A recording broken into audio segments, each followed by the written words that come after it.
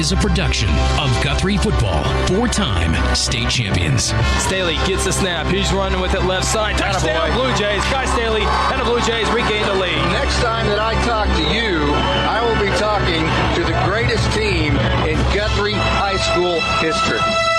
The Blue Jays are looking to add yet another gold ball made of Guthrie blue. Ryan Dunn takes the snap, and there you have it. The 2011 Class 5A state champions are your very own Guthrie Blue Jays for the third time in school history, and they have dashed onto the field. Motion to the left side. They run to the left side with Alexander across the 5 to the 1. Touchdown! Ida Alexander. And for the fourth time in school history, the Guthrie Blue Jays are your Class 5A state champions, and strike up the band one final time. One thing that will never be replaced is MTXE. Mental toughness, extra effort. It's being determined to win in the face of all odds, all obstacles, and coming together as a unit to accomplish that. Year after year, the Blue Jay offense is amongst the most prolific offenses in all of Class 5A. Option reverse to Callens. Callens looking for throw. Wide open. Blaze Hastings, can they connect? He does! Touchdown, Blue Jays! Reverse pass, and the Blue Jays are on the board. Strike up the band. It's that time again. It's time for Blue Jay football. Hit hard. Landry Chapel gets every Blue Jay fan off their seat. It's now. Strike up the band. On the Guthrie Radio Network. Guthrie football.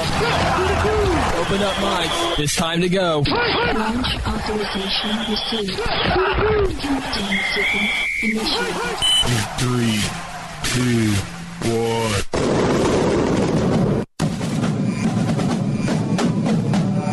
Guthrie Football 2018 is brought to you by Interbank, strengthening our communities through community banking. Golden Chick, the original and still the best. Terra Insure Group, insuring your world. John Vance Auto Group, where it's comfortable to buy a car. Guthrie North Church, love God, love people, follow Jesus. Mercy Hospital, Logan County, your life is our life's work. And Eskridge Chevrolet, a name you can trust for over 50 years. Guthrie Blue Jay Football is also brought to you by F&M Bank, Signal Financial Management, Guthrie Tag Agency, A-Team Overhead Door, Nelson Monument Company, Hayes Funeral Home, Sonic at I-35 and Highway 33, and Merritt Roberts Farm Bureau, Oklahoma. Welcome to Guthrie Football. The following is a production of Guthrie Football, spanning across the Blue Jay Radio Network. Throws it up for Dante Boston to triple coverage. Oh my goodness! Are you kidding me? Now, let's go live to the stadium with the voice of the Blue Jays, Chris Evans, and tonight's Interbank Blue Jay Kickoff Show. For the second time in 3 weeks, the state of Oklahoma will have their eye on the Guthrie Blue Jays as they go for their goal of hosting a first-round playoff game. To do so, the Jays must overcome a tall challenge inside the rock. Good evening, I'm Chris Evans, and this is the Interbank Blue Jay Kickoff Show inside Jelzma Stadium in the heart of historic downtown Guthrie as the Guthrie Blue Jays entertain senior night and a showdown with the Bishop McGuinness Fighting Irish. Join me here in a few minutes with the call of the game will be Phil Nichols and Craig Fleck. We broadcast on Height 93.7 FM and online at Guthrie Sports Page, Guthrie News Page, and the Guthrie News Page mobile app. With the win last week, Guthrie qualified for the Class 5A playoffs for the 14th straight season. The Irish have won 7 straight games and will showcase star running back Dominic Richardson. The Guthrie defense will be challenged if they want to play at least one more game here at home. We'll continue after opening timeout as we count you down to kickoff. Next, we take a look at Bishop McGuinness. You're listening to the Interbank Blue Jay Kickoff Show inside Jelzma Stadium on the Blue Jay Radio Network. I'm Brian Sturkle with Interbank. You can bank on Guthrie's home team, the banking professionals at Interbank. Our decision makers and the people who serve you work closely together to provide responsible service and personal attention. We appreciate your business and look forward to seeing our friends in Guthrie and the surrounding communities at the Blue Jay football games. We're located at 224 East Oklahoma, or you can reach us by phone at 282-0470. Interbank, in it for you. Member FDIC.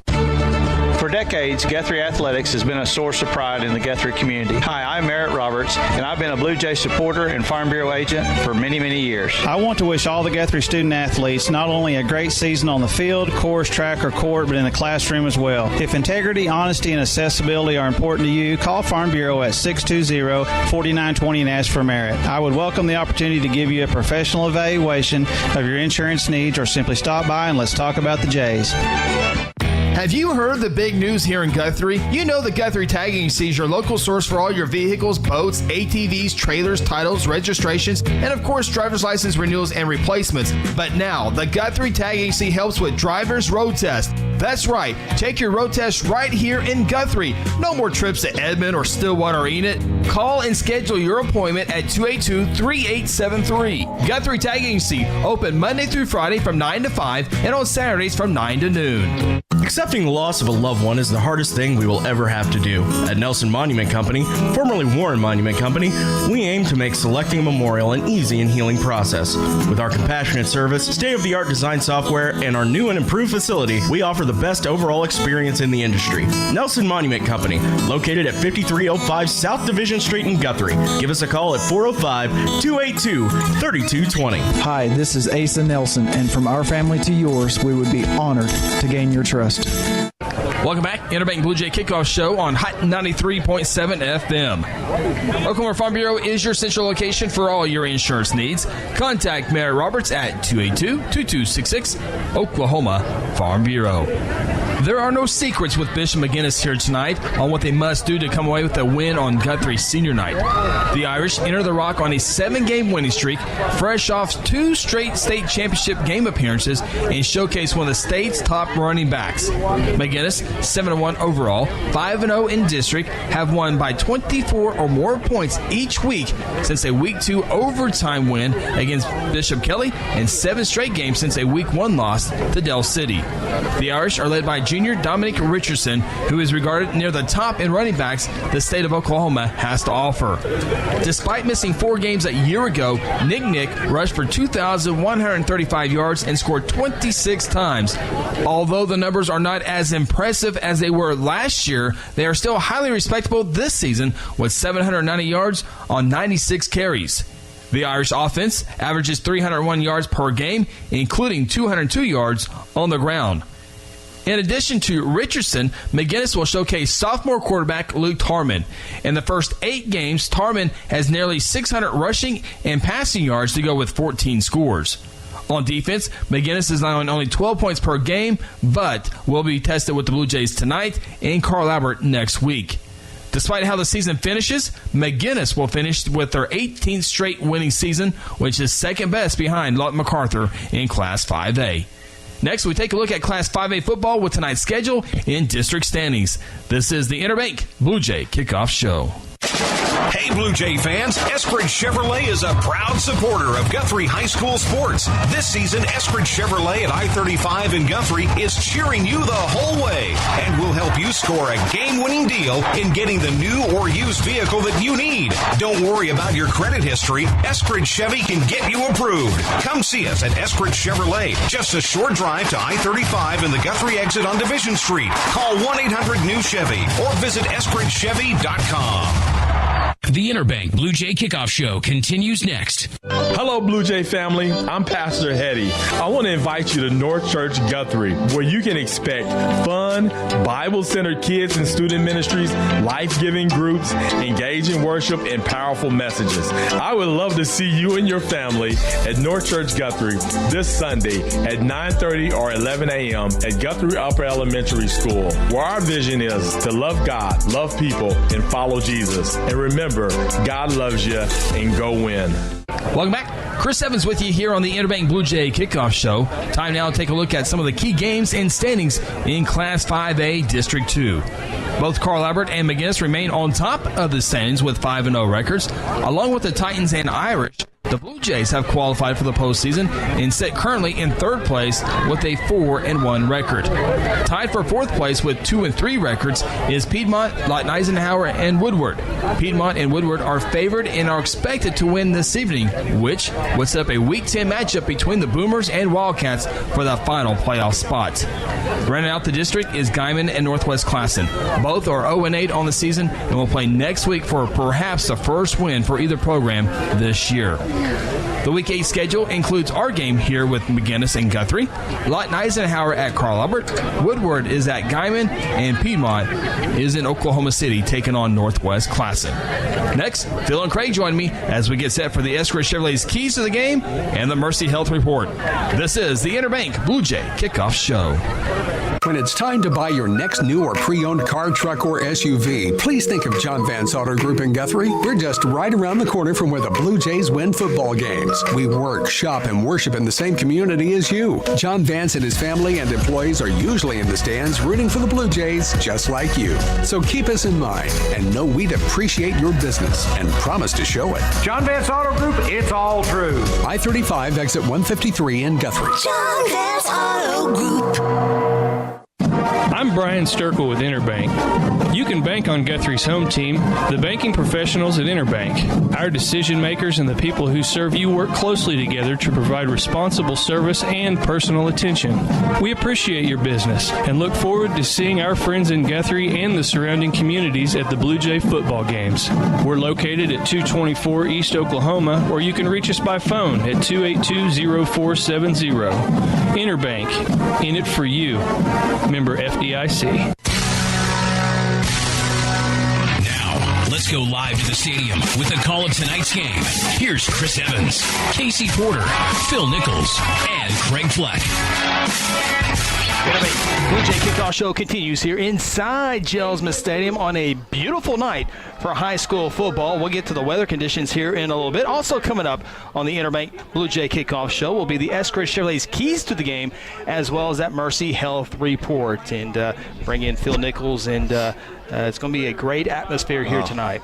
Got an unbelievable atmosphere. Two of the best teams in District 2, two of the best teams in 5A for that matter. And what's really became a really great rivalry. You know, it's one of those games where you've got two outstanding programs that usually the games mean quite a bit, just as tonight's game does. Of course, the winner puts himself in an outstanding position to host a first-round playoff game. Of course, McGuinness next week has Carl Albert Titans coming to their place, and another big game back-to-back. Guthrie in a little better situation, get past tonight and facing Lawton next week, but you know, just senior night, beautiful weather, great opponent. Get to watch one of the best players in the state for the Irish. Should be a wonderful night of football. No doubt about that. Perfect weather, as I mentioned earlier. We'll bring Craig and we'll get the weather update here in a little bit. But I started it earlier at the beginning of the show that there's no secret what Bishop McGuinness is all about, and their offense is to help who you're about to talk about, from their offensive line, creating some space, getting out in space, receivers blocking for him, quarterback giving him a little bit of space. It's all about Dominic Richardson. Well, Dominic's one of, if not the best running back in the state of Oklahoma. He's definitely one of them. We were talking to a couple of our friends from the Oklahoma a few minutes ago. A lot of offers from big-time programs. Big who's who of programs have offered this junior already, and and you set the competitiveness aside for a second. Boy, you're happy if you're a football fan, and these are all Oklahoma kids. You're excited that he's came back from that leg injury of last year, right? Because when that happened, I think everybody, whether you were an Irish fan or just a football fan, you really felt bad for the kid. But boy, he doesn't look like he's showing any signs of that broken leg from last year. And as I said, arguably the best running back in the state. I think one of the biggest weapons he has is the ability to catch the ball out of the backfield or line up outside. He can do spectacular things. Without question, will be the best player on the field tonight. There's no doubt about that. And if you're watching the online feed, of course, you can find that at GuthrieSportsPage.com, or you can go to YouTube.com/Guthrie News, and our online video feed will be there. But looking at him, Phil, down on the field a little bit earlier, turning on field mics and all that good stuff, a little bit taller than I thought, and just a great-looking athlete. Well, I think we got to remember, he's 16, 17 18 years old. So, I mean, it's a little scary when you got a kid that's running for 2,000 yards as a sophomore, and you don't really expect him, but he's growing still. He's 6'1", about 200 pounds. I think they have him listed right around 197 or so, but right around 200 pounds, 6'1". He's all there, as you like to say. When you look down the field with roughly 80 kids between two of them out just warming up and getting loose, you could pick him out real easy. He stands out on the field, just a super athlete, and Blue Jays are going to have to play about as good of a game as they can defensively if they hope to contain him. You won't shut him down, but our goal should be to contain him, keep him out of the end zone as much as possible.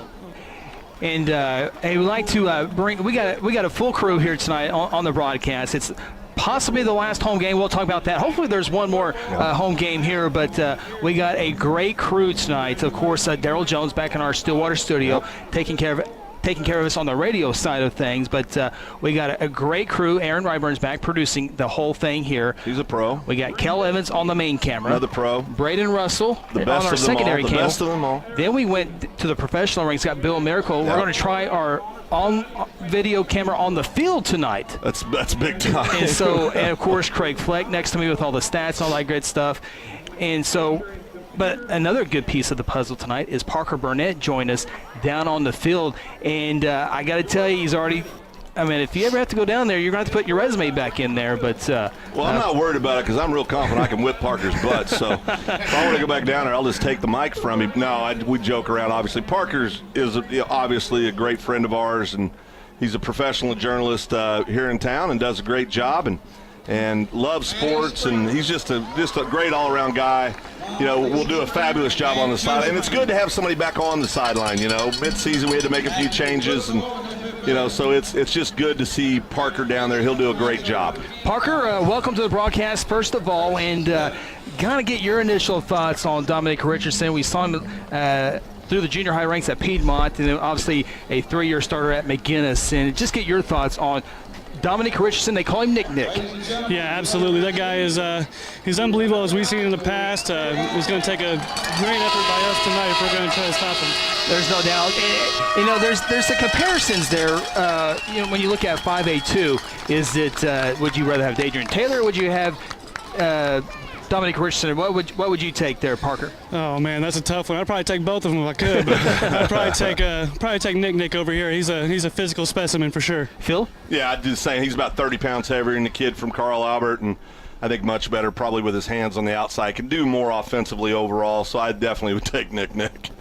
And I don't know if we're going to be able to start on time. We've still got 13 minutes before we kick this one off here. But, Phil, take a look down on the field. And they senior night, obviously, the last guaranteed home game of the year, as the seniors for the cheerleading squad and the Guthrie football players have all been introduced. They're going to get one quick photo here before they head off to the locker room. But always an emotional night on senior night. Yeah, senior night hits kids differently. A lot of these kids – This could be the last time they ever play football in a home stadium.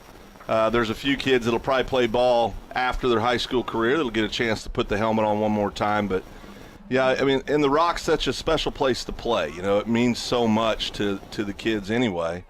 And then you look down, and there's just so darn many of them. My goodness, this has got to be the biggest senior class we've had in years.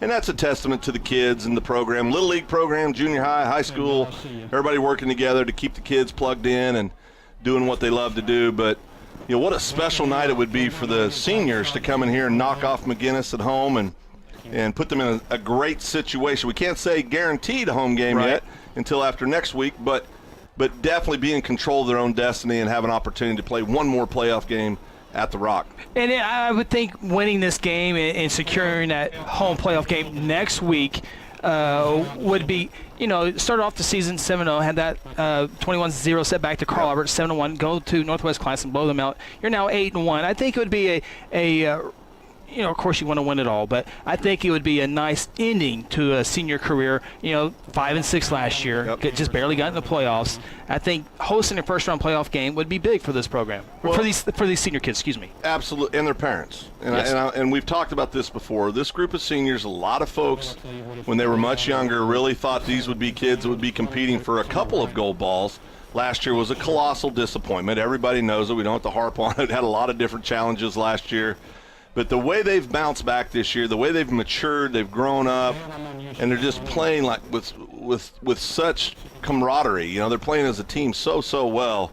It's just simply amazing. So, yeah, you'd love to have these guys have all the success they can, and you know, just really, you know, just have success and go out as winners from the Rock would be a wonderful. Whether they go deep run or not, right? If you can win 9-10 games in a season, that's a heck of a good year. Parker, you get your thought up. Hold on one second. My iPad is freezing up on me here in a little bit. Parker, get your thoughts here on senior night. Senior night is always an emotional one, especially for you know, here at the Rock. You know, if come out here and beat McGuinness, they'd be one to remember. That's for sure. Yeah, no doubt about that, and it'll be a big one here with Guthrie and Bishop McGuinness, and so. That has the senior night portion of that has now gone away, and now here in just a little bit we'll have the night's national anthem. Yep. And then we'll kick this one off. And rumor was that you were doing the national anthem. Well, they asked me, we couldn't get together on the fee, so I had to decline, Chris. You don't get to hear the golden voice, you know, for free. Declined.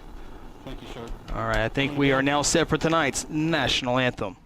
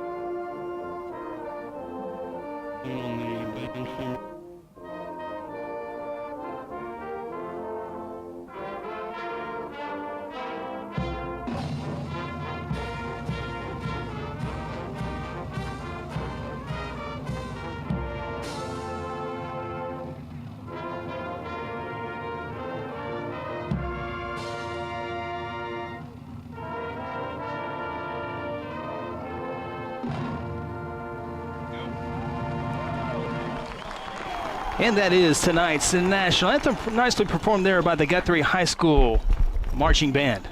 Yeah, no, they do a great job every year, and of course Rob Blackburn, Bill Perry, and all the staff do such a tremendous job with these kids, and it's just outstanding. I mean, we've been so blessed here in Guthrie School District to have so many wonderful teachers, instructors, coaches, directors. They just do such a fabulous job, and the band's no different, right?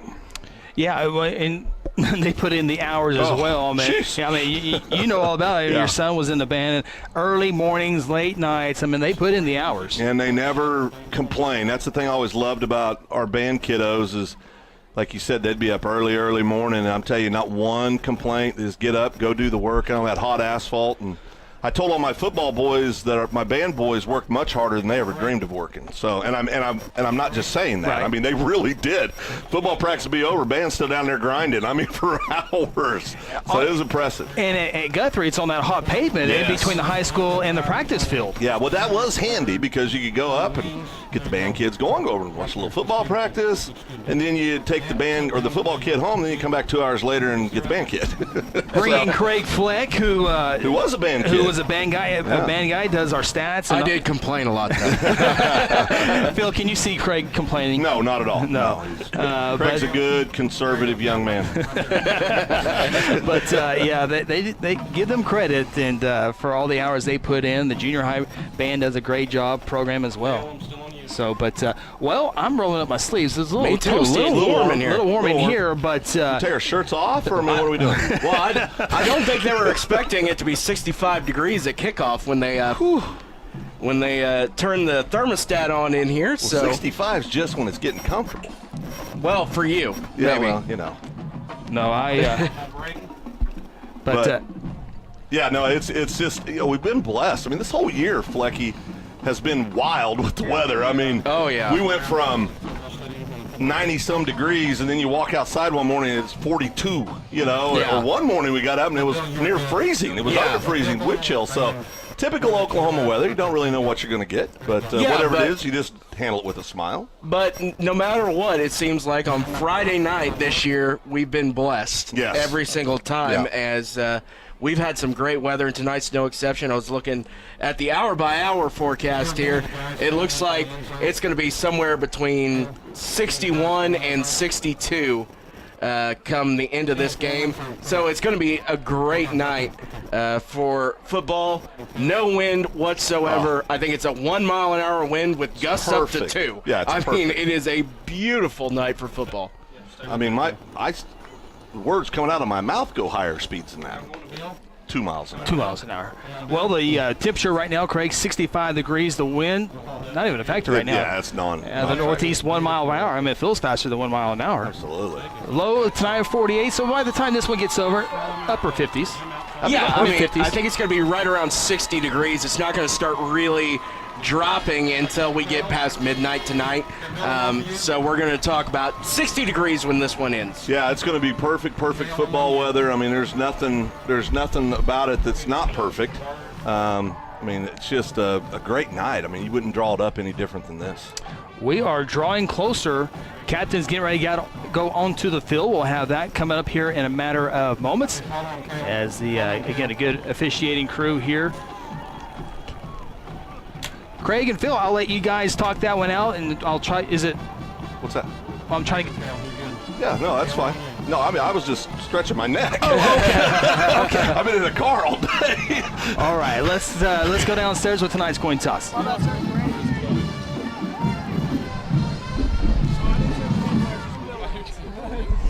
Guys, real quick, Al, Kobe, 2 of the officials tonight. All right, guys, like always, the number one thing tonight, sportsmanship, okay? Play hard, have fun, between the whistles, keep it clean, no cheap shots, none of that kind of stuff, okay?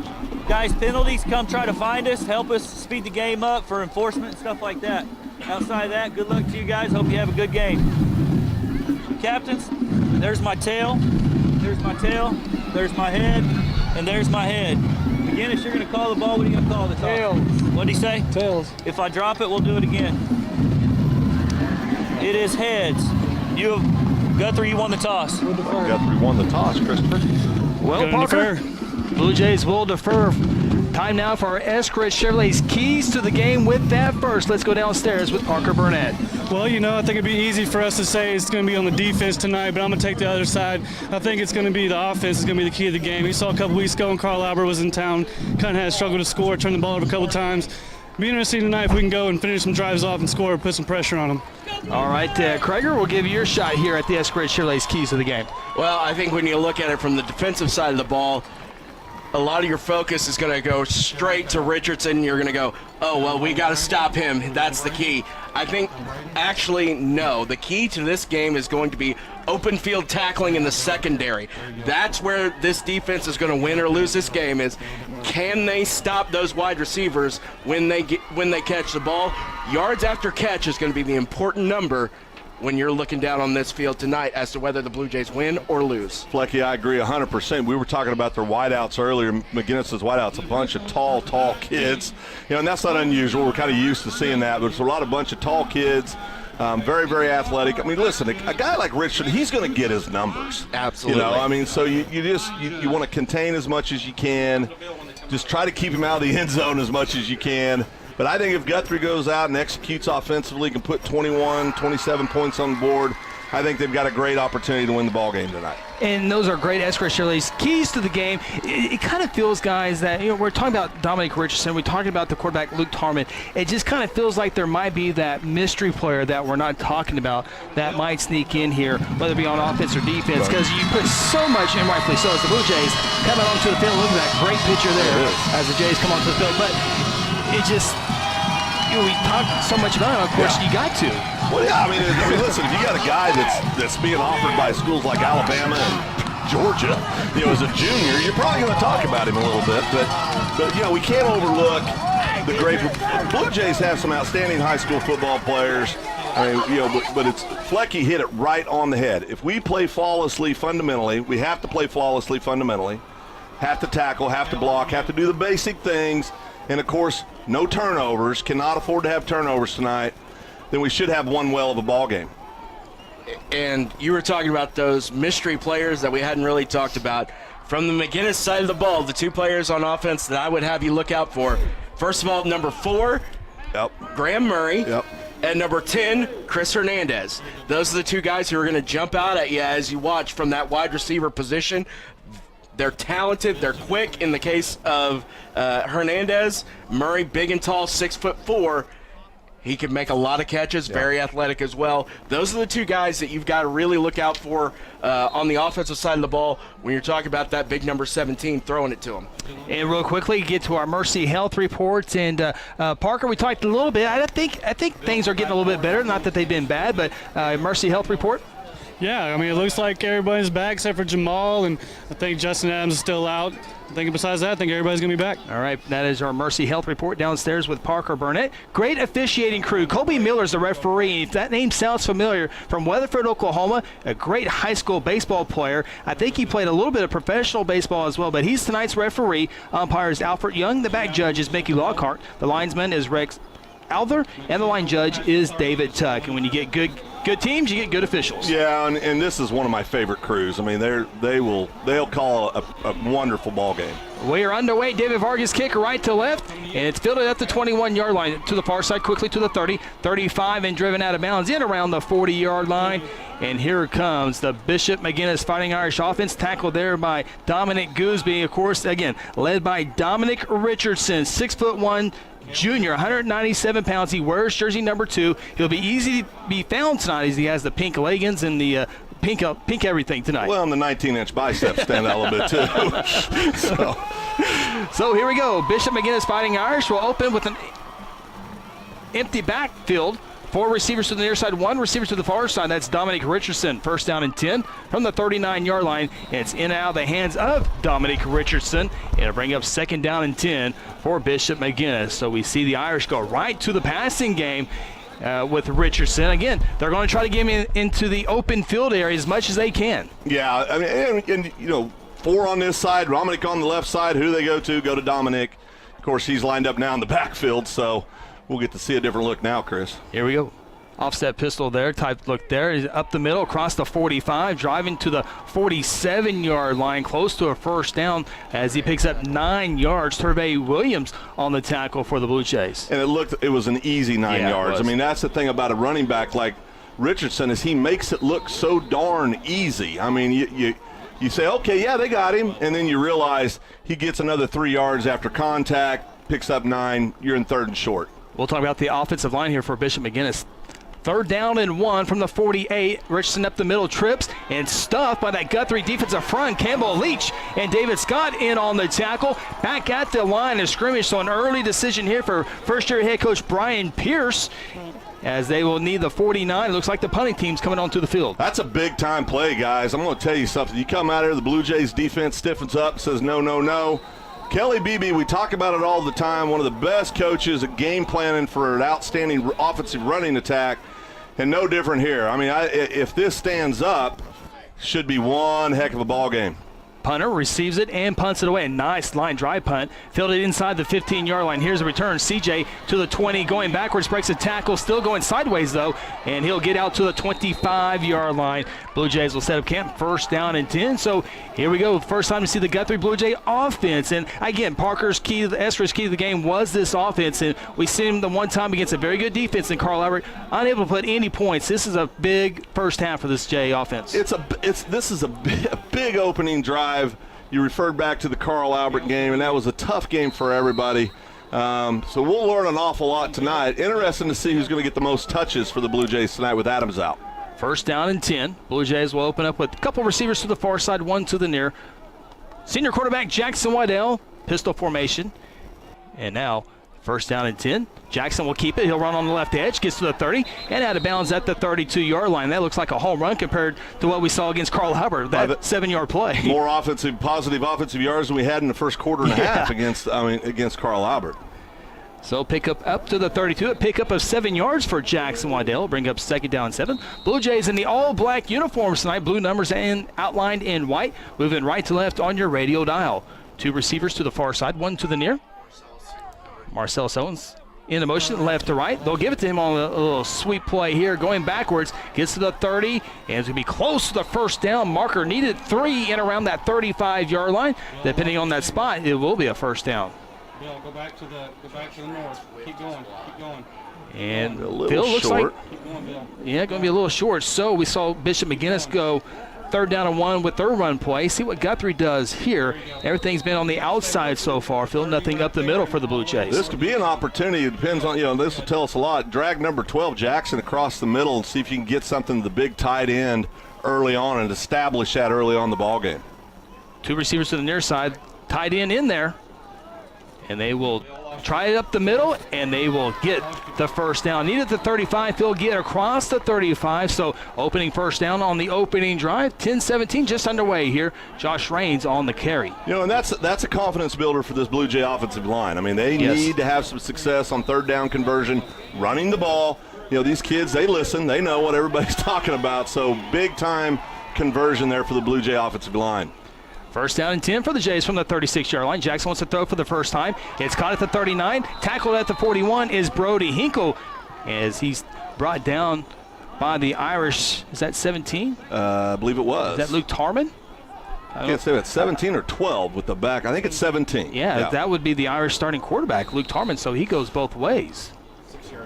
6-yard pickup for Brody Hinkle, the senior wide receiver. Brings up 2nd down. We'll call it a long 4 for the Jays. Hinkle in motion, left to right.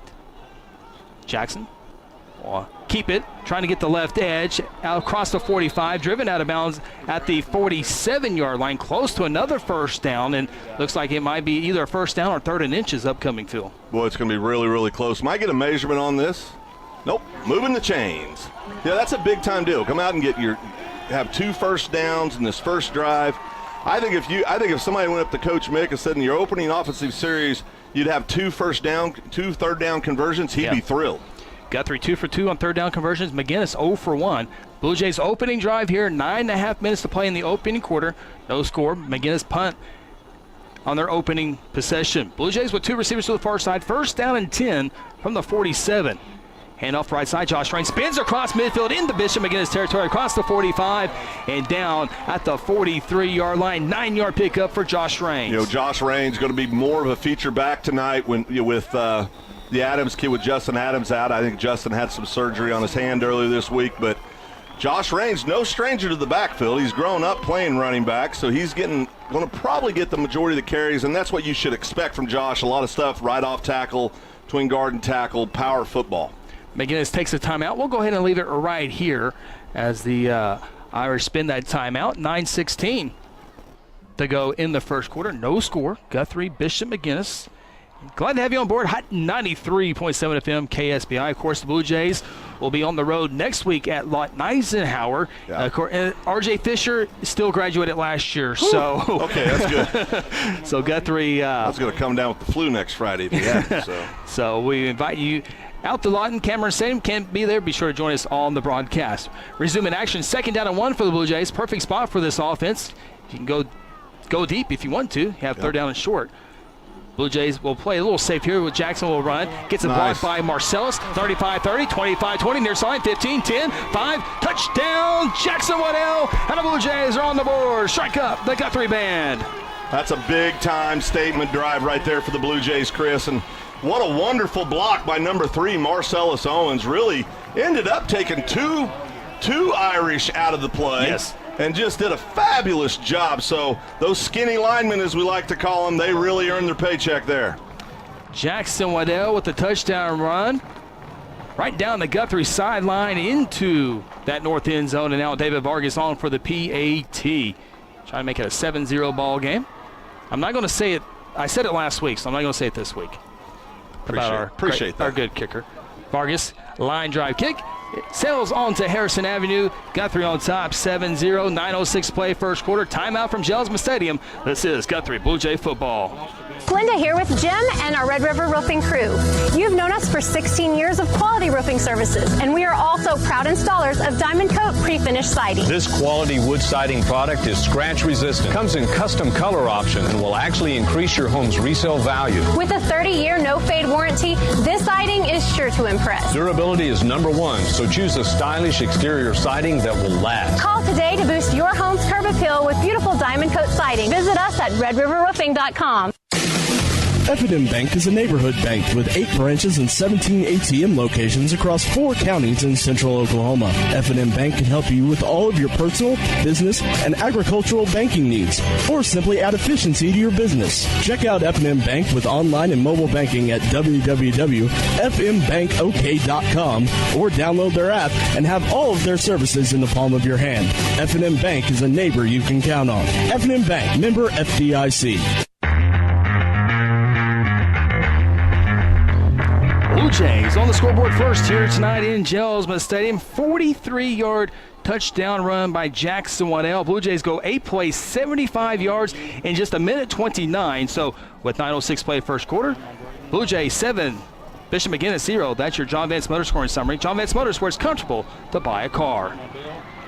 Vargas kick right to left, fielded at the 23-yard line. Out quickly to the 30, 35, and down at the 40-yard line. So here comes the Irish offense onto the field for the second time. And when you watch Dominic Richardson, it feels like when you watch Taylor for Carl Albert, it feels like any handoff can go to the house at any given time. Yeah, he is that kid that you said it. I mean, he could do something special anytime he touches the ball. And believe me, that's what the Blue Jays have been working on probably for the last 2 weeks. Yes. Of course, you got Richardson now lined up out to the right side, so we talked about his receiving abilities earlier. In a slot, and he goes in motion. They hand it off him on a sweep play on the left side, Bishop side, midfield, 40, 35, 30. Then we were just talking about it, Phil. 20, 15 cuts into the 10, and I think he might have stepped out of bounds before that cut was made. And he'll be tackled inside the 15-yard line. On the tackle, Caden Ballard-Stevenson, and I hate to say it, that it can be a big play at any given time, and there we see it. Well, and I'll tell you what sprung. I mean, a fabulous block. I didn't catch the young man's number across the field, but one of their wideouts. We talked about Marcellus making a great block here. These skinny linemen from McGuinness did the same thing. Really sprung Richardson, and away he went. So a run down to the 12-yard line and pick up a 48 yards. They'll give it back to Richardson. He'll try the right side. Now cuts it on the left. It'll get down in around the 5-yard line. Irish can get one more first down inside the 2-yard line. And so Dominic Gooseby on the tackle. You know, there's just so much. He's scary, Chris. Yes. I mean, there's really no other way to put it. Second down and 3 from the 5-yard line. Richardson, I'm sure, will get the call. Nope, Tarman will keep it on the right side. And if he doesn't get in, he does get in. Never mind that point. Touchdown, Luke Tarman, and Bishop McGuinness, just like that, ties the game up. Well, and that's kind of what we talked about. You know, we talked about the Blue Jays are going to have to score some points tonight if they want to win this ball game, and this is why, guys. You got a guy, a big hit threat like Richardson. No lead safe ever. And so the Irish will come on for the PAT Insure Group. You'll be Terra Insure. Kick is up, and it is good. Just like that, Irish tied up, 7-7, timeout from Gelsma. This is Guthrie Blue Jay football. At Terra Insure Group, you'll be helped by lifelong Blue Jay fans, Jason Herzl, Dennis Oakes, and Seth Robbins. They aren't limited to any single provider. They'll work with you to find the carrier and the plan that fits you best. Terra Insure Group is an independent insurance agency specializing in home, auto, and commercial lines of insurance. Call Terra Insure Group at 293-4880 or stop by at 2403 South Division or visit them online at tigok.com. Terra Insure Group, insuring your world. When it comes to Guthrie Blue Jay Athletics, Hayes Funeral Home is a proud supporter from the first game all the way to the championship game. Along with many years of experience in funeral service, the Hayes family brings compassion and professional service during difficult times. Owners Chuck and Lynette Hayes take pride in providing families and their loved ones quality care. Chuck and Lynette have not only supported families in the Guthrie area for countless years, but have supported Guthrie student athletes succeeding on the playing field and in the classroom. Hayes Funeral Home is located on the corner of Noble and Wentz, or simply give them a call at 405-282-3100.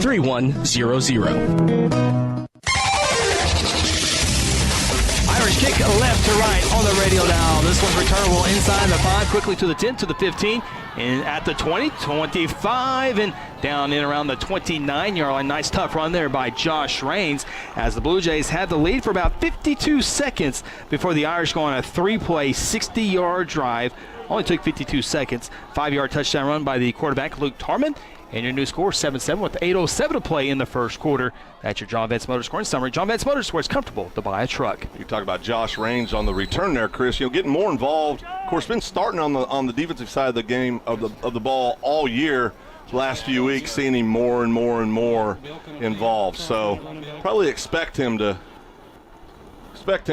continue to be a big part of the offense. And we see Kel Kaufman inserted in at the running back spot. 3 receivers set. Marcel's into motion. They will fake it to him, hand it off to Kel Kaufman across the 30 up to the 32-yard line. Let's go downstairs with Parker Burnett. Parker, get your initial thoughts on this one.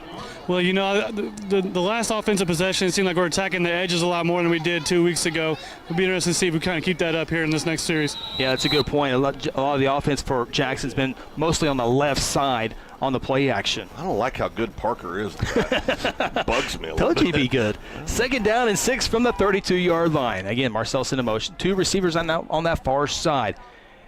And they will hand it off to Kel up the middle. And not much happening there. Back to the line of scrimmage, so it'll be 3rd down and 6 for the Blue Jays, who 1 for 1 in the passing department so far. That one with the Brody Hinkle out in the flat. Well, you're probably going to see something downfield here, obviously, 3rd and 5 or 6 here, and so I wouldn't be a bit surprised if you didn't see a pass on this play. And should be our field mics are working really well tonight, by the way. Picking up everything. Blue Jays, 3rd down and 5 from the 33-yard line. Jackson will look to throw, pressure both sides, throws it back, and Josh Raines never saw it coming, but to Jackson's credit there, he had to get rid of the football because the pressure was coming on both sides. Yeah, that was a play where he could have made a big mistake, throwing in the wrong place, perhaps get a turnover there. So, you didn't get the conversion, but you also didn't make a bad play, right? So right. You live to fight another day, kick the ball downfield, and go out and play defense. So the Blue Jays will have to punt the football on their 2nd offensive set here. Yes, Dominic Richardson even returns punt. Him and a teammate inside the 40-yard line. Blue Jays still trying to get lined up here. 10 seconds on the play clock. David Vargas, the punter, back at his 20-yard line. It looks like the left side of the line of scrimmage might have jumped. 2 flags come down, and this will back the Jays up 5 yards. Those are the kind of things you can't have happen in games like this. Silly mistakes this time of the year are just not acceptable. If you're going to play for championships, you got to not make those kind of mental mistakes. So David will have to back up to his 15-yard line. Irish return men inside the 45-yard line. 13 on the play clock. Low snap. David able to get this line drive. Not his best punt. He's seen as it will not even get to midfield to roll out of bounds inside the Guthrie 45-yard line. So Bishop McGuinness offense back onto the field with 6:43 to play in the opening quarter. 7-7 ball game. Absolutely, what you didn't want to see happen just happened.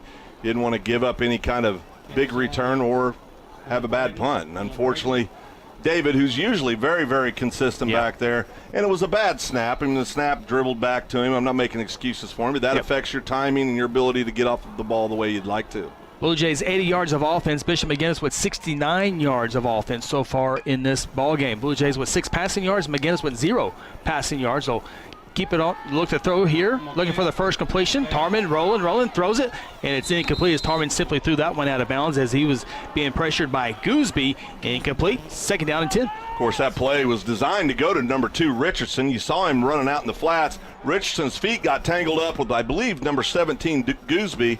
Falls down on the play, and you could see by the way the quarterback reacted, didn't really know what to do with it at that point and just threw it out of bounds. Good decision there to throw it out. Nothing was there. Yeah. David Scott pressured. Great coverage downfield. 2nd down and 10 for the Irish at the Guthrie 45-yard line. And I think everyone jumped except for the center for the Bishop McGuinness Fighting Irish. And speaking of that great offensive line, they're not the biggest, but they're so smart and know how to block and when to block and where to block.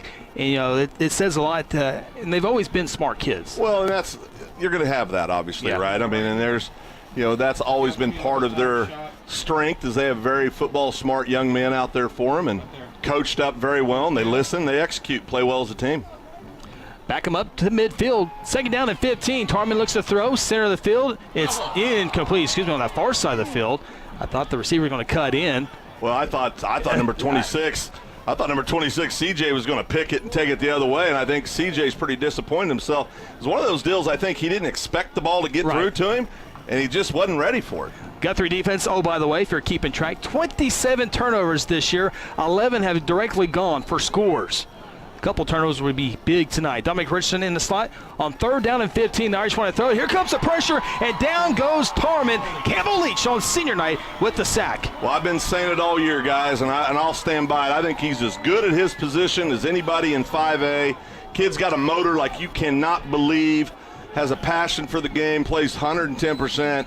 Every snap of the football comes up big for the Blue Jays there to force a punt.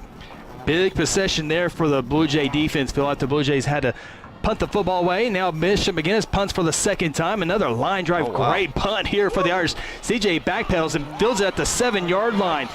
And he goes down at the 5-yard line and fields. One of those you probably let that one go. Well, I mean, yeah, and CJ, I guess just in the excitement of the moment, fields that punt, but there's no way that ball's not going through the back of the end zone. You let that thing hit on about the 2-yard line and roll on through, and you set up and start working from the 20, but instead we're going to be working from about the, 5-yard line. So backs against the wall definitely here from a field position perspective.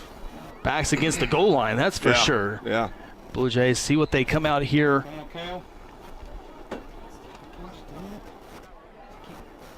Three receivers to the far side. Pistol formation. Talik Jackson tight end flops from the right side to the left side of the offensive line. Handoff up the middle. A few yards there. Out to the 9-yard line. 4-yard pickup for Josh Raines. A lot of carries so far for Josh Raines in this first quarter. 5:41 and rolling to play in the first quarter. Of course, we've talked about this many times. Scott Mix calling the game, getting ready for 3-4 plays down. Blue Jays are going to have to be able to pass the ball tonight, I think, to win the ball game, and so definitely I think setting that up with the runs right now. Josh Raines, 3 carries, 15 yards so far in this one. Second down and 6 from the 9-yard line. Jackson will keep this one. Gets to the 10. Great block out to the 15 and down at the 16-yard line. And with that spot, should be a Blue Jay first down and a little bit more breathing room from their goal line. Well, and I think, Parker saw it down on the sideline. What a wonderful block. And to move the markers again is just outstanding. So we're doing what we need to do offensively overall right now.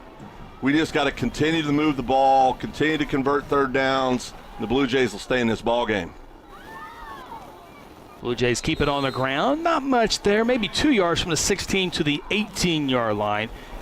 Josh Raines on the carry. Now we have a flag thrown here.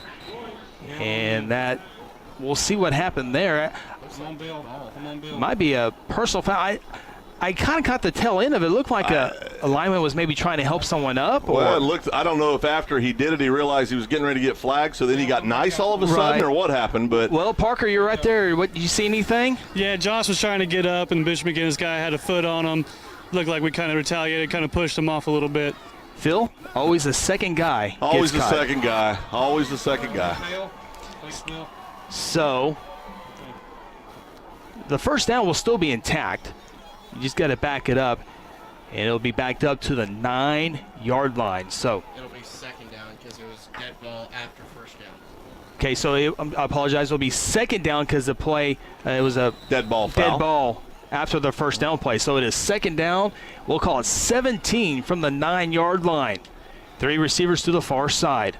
Jackson will run with it on the left side, cuts it across the 10 and maybe to the 14-yard line. A pickup of 5 yards and set up third down and 12. 4:32 to play in the first quarter. Bishop McGuinness 7, Guthrie 7. Well, this is the situation right here where we're going to have to throw the ball, Chris. And, of course, I think you could do a couple different things. I think what we'll probably see is maybe try to set something up for number 3, Marcellus Owens, which has consistently been the Blue Jays' top offensive weapon all year. Marcellus more than capable of getting behind this McGuinness defense. So we'll see what Coach Mick pulls up right here. See if he goes a little cautious here. 3rd down and 12 from the 14. Jackson will roll. Will look to throw. Has a man wide open. It's caught across the 20, trying to dance for a first down. Will not get there as the ball comes out, but receiver was down. And was that Marcellus Owens with the catch? I think that's his 15th reception of the season. While, Phil, you don't get the first down. You kind of get outside that where you started at 5 and get it out across around the 25. Yeah, it's an unfortunate deal. That dead ball penalty really hurt the Jays on that drive, and it always is the second guy that gets caught. Yeah. We had a pretty good eye on things. Parker saw what happened down there. Too bad we can't run that out to the officials once in a while. Yes. Say, did you see this? But you can't retaliate. He's got to get ready to play defense again. 4th down 2. Fun time for the Blue Jays. David Vargas back at his 10-yard line. Much better snap there, and David will roll to the right and give off a punt that we're used to seeing as he drives the Irishman back. Bounce at the 30, takes a big Guthrie bounce inside the 20, and will be down at the 15-yard line. Great punt there. Hello. 61-yard punt for David Vargas. Well, I'm going to tell you something. Coach Michoud would be excited. The special teams coach works with David all the time.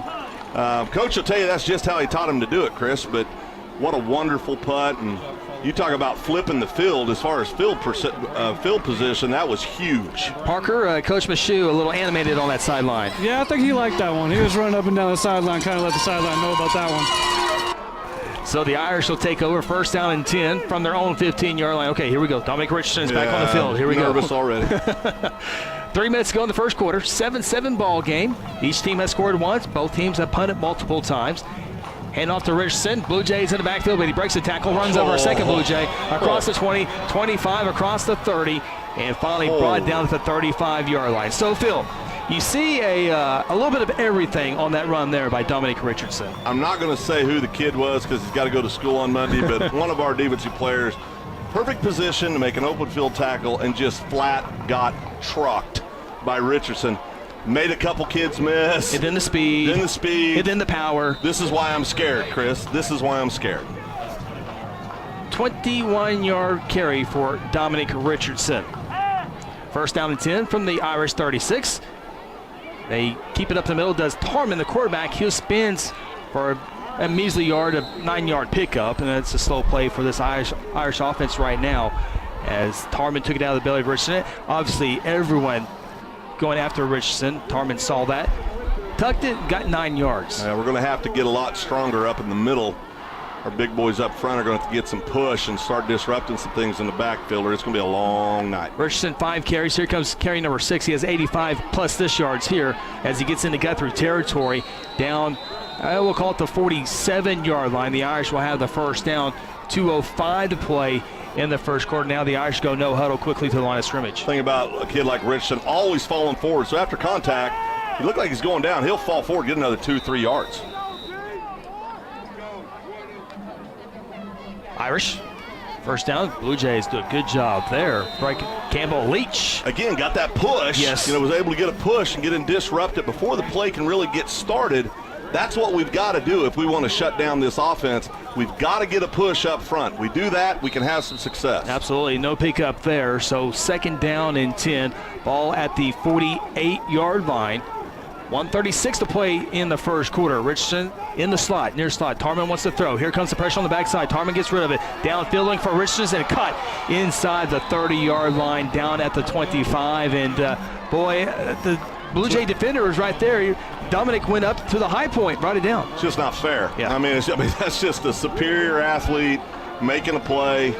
We talked about it in the pregame, Chris. He can hurt you running the ball. He can hurt you catching the ball. I know he's also does the Wildcat formation, so he can do it all for the Irish. Down at the 25-yard line.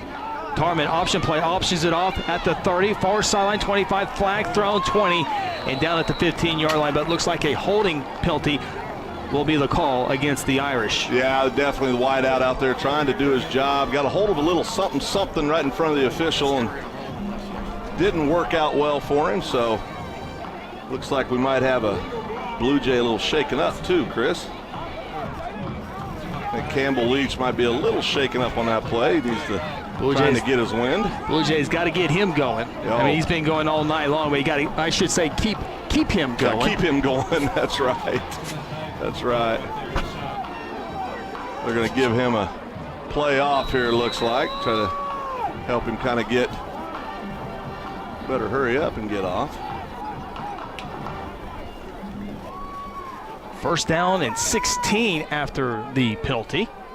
Richardson flanks out of the backfield. And we have more flags, and this one, Phil, might be going against the Blue Jays. Yeah, coming from that side where Campbell just came out, you get a new player in there, not necessarily used to playing that position, and tried to anticipate the snap a little bit, and ends up costing them some yards. So, it'll be a 5-yard penalty. It'll make it a first down and 11. Ball's at the 26-yard line of the Blue Jays. 3-receiver set. Dominic Richardson in there in the offset pistol as the pistol back. They'll throw it to him in the backfield. Backwards pass, caught. Makes a move at the 30, 25 to the 20, and down at the 18-yard line. I don't know if we said Richardson or Taylor in the pregame show of who you take. I don't know what you said, but I'm all in on Richardson. Oh, I said Richardson, okay. Believe me. But, I mean, he's a bigger version of Taylor, and by all accounts, he's a more athletic version than Taylor, and definitely can understand why he's being recruited by so many top-level programs across the country. 17 seconds here in the first quarter. The Irish will have to take the snap. Not necessarily, but I think they probably better. It'd be close. Tarman, quarterback keeper, up the middle or on the left side, and he'll get to about the 15-yard line, close to a first down marker, and that will end the first quarter. Blue Jays scored first, McGuinness scored next, and we're tied. Well, clock stopped with 2 seconds, and then we'll reset that. Okay, there's a first down. You're going to start the clock, and that will be officially the end of the first quarter. Might as well do everything official here. That's right. And there it is. Now we're officially at the end of the quarter. 7-7 ball game. We'll come back with second quarter action. This is Guthrie Blue Jay football. Sonic has every slush flavor someone could ever want. This is basically slush headquarters. Where sour blue raspberry plans world domination. Well, not if Lemonberry has anything to say about it. Oh, Lemonberry, you're already sour. Come to the sour side. Never. I'll never join you. Refreshment just got colorful with new slush flavors like blue raspberry made with Nerds candy. And start your day with the 99-cent morning drink stop. Sonic at I-35 and Highway 33. This is how you Sonic. What a great time of year. Blue Jay football, tailgating, bands, fans cheering, and the excitement that comes with America's favorite sport. At John Vance Auto Group in Guthrie, we're excited about a huge selection of new Fords, GMC, Cadillac, Buick, Chrysler, Dodge, Jeep, and Ram, each competitively priced and with a free lifetime powertrain guarantee. Come see us or shop us at vanceautogroup.com. John Vance Auto Group, it's all true. I-35 exit 153 in Guthrie. John Vance Auto Group.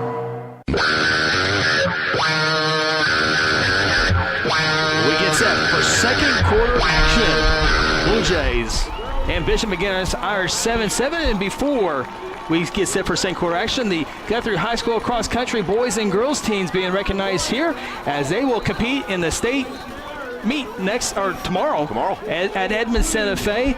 The Lady Jays finished second in the regional last week in Norman. The Blue Jays finished third in the regional last week. Got a lot to be proud of with these Jays and all the fall sports, but I'm going to tell you something.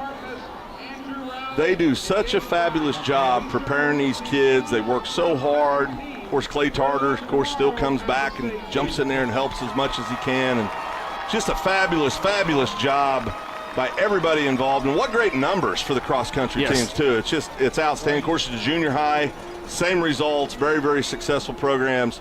The running teams are in great hands for the next several years here for the Blue Jays. Guthrie's got a great leader. You mentioned Clay Tarter, the Hall of Famer. James Strayhorn has been a great addition to that program. Could argue a future Hall of Famer, absolutely, absolutely.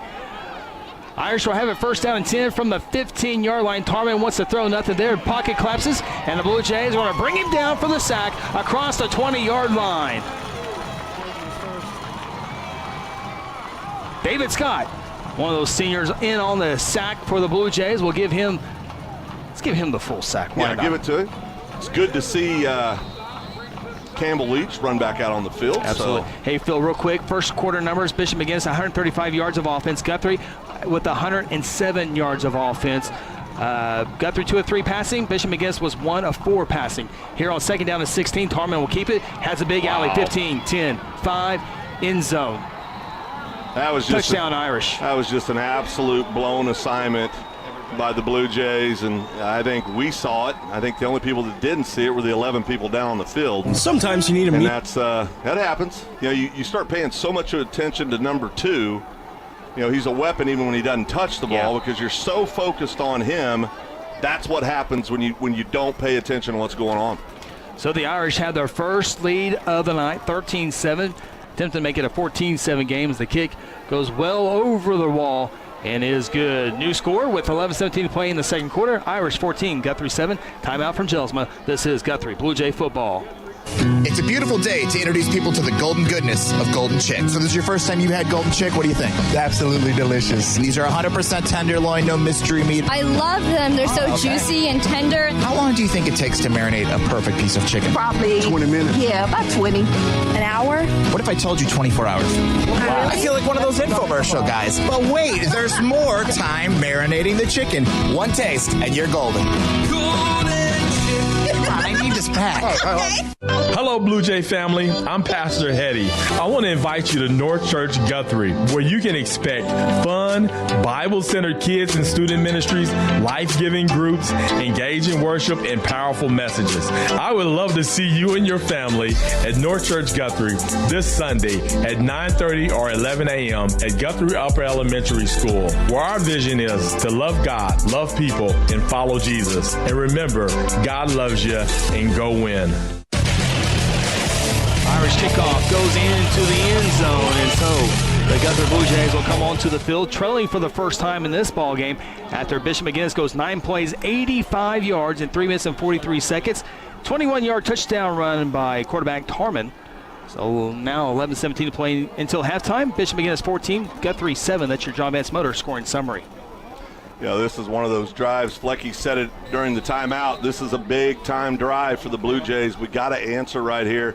It's one of those games, scores close. Blue Jays been moving the ball a little bit, but you almost feel like the game could get out of hand easy. Does that make sense? No doubt, no doubt.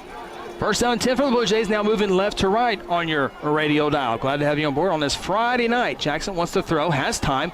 It's caught by Kugasburg, gets to the line of scrimmage and tackled at the 24-yard line. Pick up 4 yards, just a nice long handoff. Yeah, nice long handoff. You know, that's been something that's hurt the Blue Jays. We don't have the greatest speed on the outside, and I think a lot of the Blue Jay fans have been used to years past. We had those guys that could turn that into a 14, 15, 20-yard gain, and it's just, you know, kids are executing great, doing everything they can, and it is what it is. Pick up 4, second down and 6.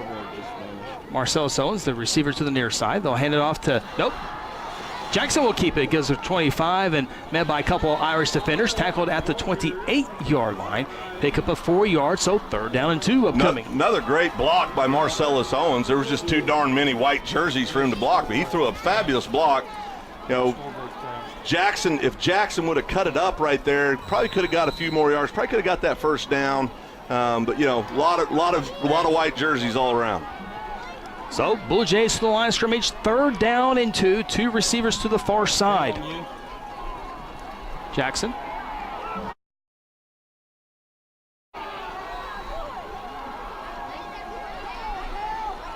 Will take the shotgun snap, roll to the far side, throw it on the run, caught by Hinkle, first down across the 30, and dives toward the 35-yard line.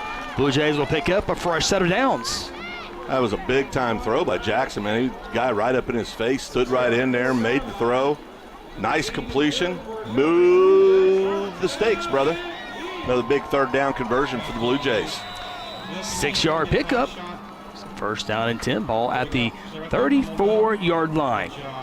Blue Jays not huddling up. Get the sign from the coaches on the sideline. Ball's on the far hash mark. Guthrie's 34-yard line. First down and 10. 9:35 to play in the second quarter, and I think the ball looked like the ball moved, and the Guthrie players left with it. But no matter who it is, it's going to be a false start on that Guthrie offense. They'll be back up 5 yards, and this offense just simply can't overcome this type of penalty. No, you cannot have these kind of mistakes. This is the stuff that's going to cost you the ball game. These 10-yard, 5-yard, I mean, it's just, you cannot have these. So now instead of 1st and 10, you're looking at 1st and 15. It affects your whole offensive game plan. So from the 29-yard line, first down and 15. And looks like about the same play, but Jackson throws this one at the shoelaces of Brody Hinkle, and not even Dominic Richardson would be able to catch that one. It's incomplete. Second down 15. Yeah, I mean, it just really looked like for some reason Jackson was just rushed and just threw the ball before the play really had a chance to develop, and then on top of that threw it into the shoelaces, as you said, Chris. So got a second down and long here now. Carl Ever leads Lawton Eisenhower 25-0. Lawton MacArthur hosting Duncan tonight 7-0. MacArthur with the lead there. Duncan coming off that loss to Ardmore. Good matchup there between Duncan and MacArthur. Second down at 15. Jackson Rose stops, throws to the sideline for Brody Hinkle, and I don't know if the ball was catchable or not, but Brody looked like he jumped a little too early. He just all wasn't there at the 45. It's incomplete. And now here comes third down 15. Yeah, this is where you don't want to be right here, and so it's big third down conversion. Obviously, you could decide, let's just run the ball, try to get in better field position so you can make a good punt down there, pin them down deep themselves, and then play some defense. But this is the worst case scenario as far as where you'd be in a third down. Third and 15 from the 29. The Blue Jays need the 44. And another flag. And it appeared the Jays offensive line. It will be another false start on the Guthrie offense. So third down and 15 has now turned into third down and 20, and it did just get worse. Flecky just said there is worst case scenario just got worse than it did. Hopefully we're done with those now, Fleck. And it's one of those deals, this game right now, 14-7. You just don't want it, as you said earlier, a two-possession ball game where this offense has to go chasing points. No, because we're just not built for that. Third down and 20, twin receivers east side. Brody Hinkle in the motion. Jackson has time. He's got it. Marcellus open. It's caught at the 30, 35-30, 25-20, 15, 10, 5. Touchdown, Marcellus Owens. No flags on the play. That is a big-time completion by the Blue Jays. Senior Jackson Waddell stood in there and made the throw. Catches Marcellus in stride, 76-yard touchdown reception, and just flat out ran the kid to the end zone. What a wonderful play. They needed a big play, and they got one, Chris. Parker, seam route. Yeah, you had Brody and Marcellus kind of running up the middle to make the safety choose one, and Jackson had a great throw there, great catch, outran the guy. Awesome. Absolutely. Picture-perfect play call there by Coach Mick as well. Yeah, he drew it up just as you like. We said you're going to have to be able to pass the ball downfield to win this game. We've proven we can. David Vargas. The Blue Jays are going to go for two here. They see something they like. Jackson will run on the right side, and Jackson will lower his shoulder and will not get in there. And so the Jays are denied on the two-point try.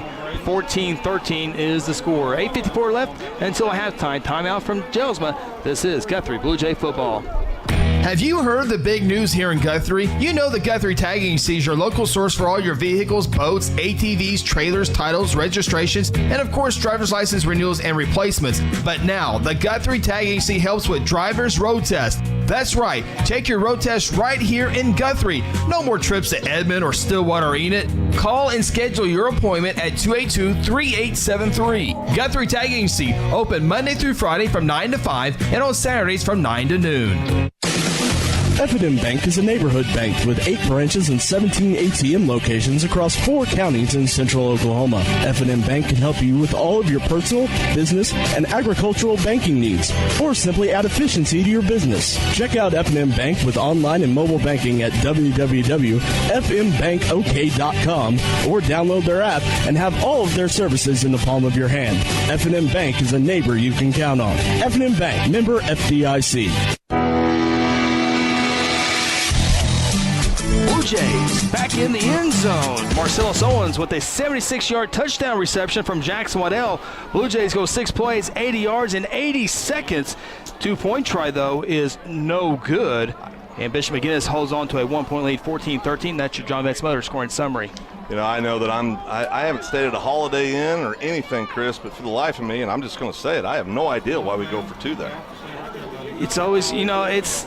I'm just, and listen, Scott Mick, they're much better at doing this than me, but to an old dummy from Greenwood County, Kansas, that didn't make a lot of sense. This ball goes over the head. It stops inside the 5, so this one has to be returned. It's out to the 10, to the 15, to the 20, 30, and dragged down at the 32.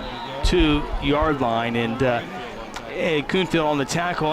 Like I said, when they took the snap, they must have saw some alignment when you look at that. But you just hope it doesn't come back to be a factor in this game. Sure hate for it to be late in the game, and you need a field goal to tie it, and you're down by 4. So the Irish offense back onto the field. 8:47 to play until the Golden Chick halftime show. If you're watching our online feed, our scoreboard is back. Imagine that. Good job. It went down for a second. Now I it's back. saw Aaron. He unplugged it. Tarman is thrown down. David Scott throws Tarman down like a rag doll. Back at the 30-yard line. Loss of 3. Second down and 13. And the Irish feel now they have some playmakers. They've been behind the chains a few times as well tonight. But I got to tell you something, too. That big offensive play, the momentum switches, your defense feeds off that as well. I mean, you know, that offensive possession could be a real change, could be a real game changer for the Blue Jays. Confidence, momentum, all that good stuff. Second down, 13. Tarman will hand it off to the safety factor. Dominic Christian trying to get the edge. He gets to the 30, 35, and down at the 37-yard line. Guthrie coaches wanted a hold, does not get it. And so the Irish will have a third down. We'll call it about 7 yards upcoming. Under 8 minutes to play till halftime.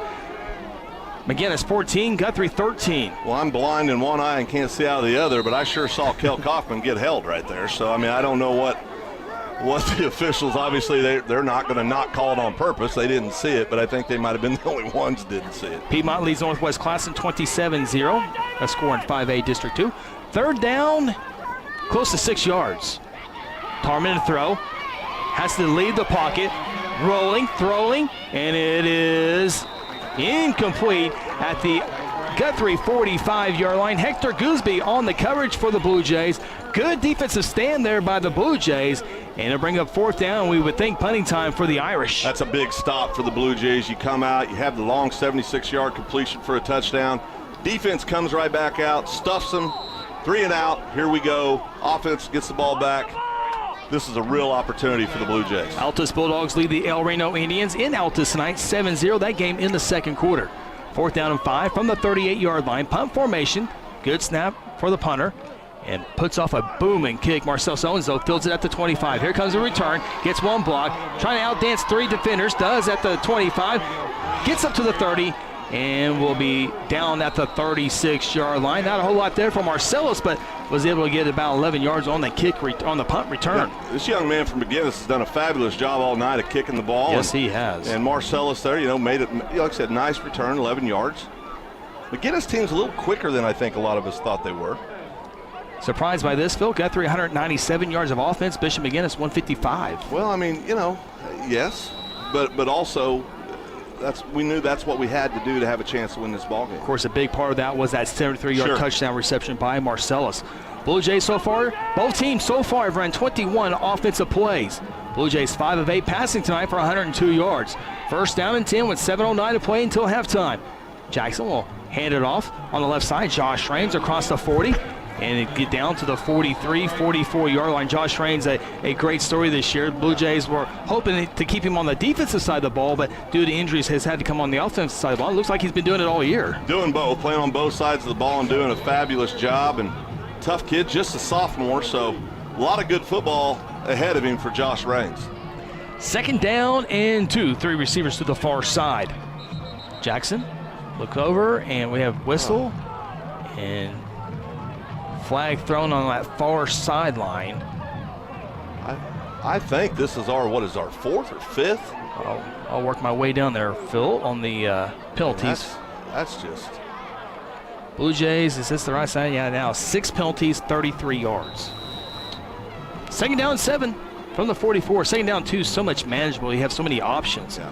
Second down 7, you got to go back to the running game. Jackson Waddell takes it out of the belly, trying to get the left edge, and the Irish going to hit him for a 2-yard loss. So now third down and 9 upcoming for the Blue Jays. You talked about the penalty, Chris. This is why now you're setting 3rd and 9. It's just, these mental mistakes will kill you in close ball games like this, and this is going to go right down to the wire by the way it looks. Jackson 7 carries now, 69 yards. It'll bring up a third down and 8 play for the Blue Jays back at their own 38-yard line. We hit the midway point of the second quarter. Irish 14, Blue Jays 13. Ball's on the far hash mark. Blue Jays moving left to right on the radio dial. Guggesberg in the motion left to right. Jackson will roll to the right side. Has time, throws it on the run. It's intercepted at the 45-yard line and tackled at the 38. Irish come up with the interception. They'll be in Blue Jay territory.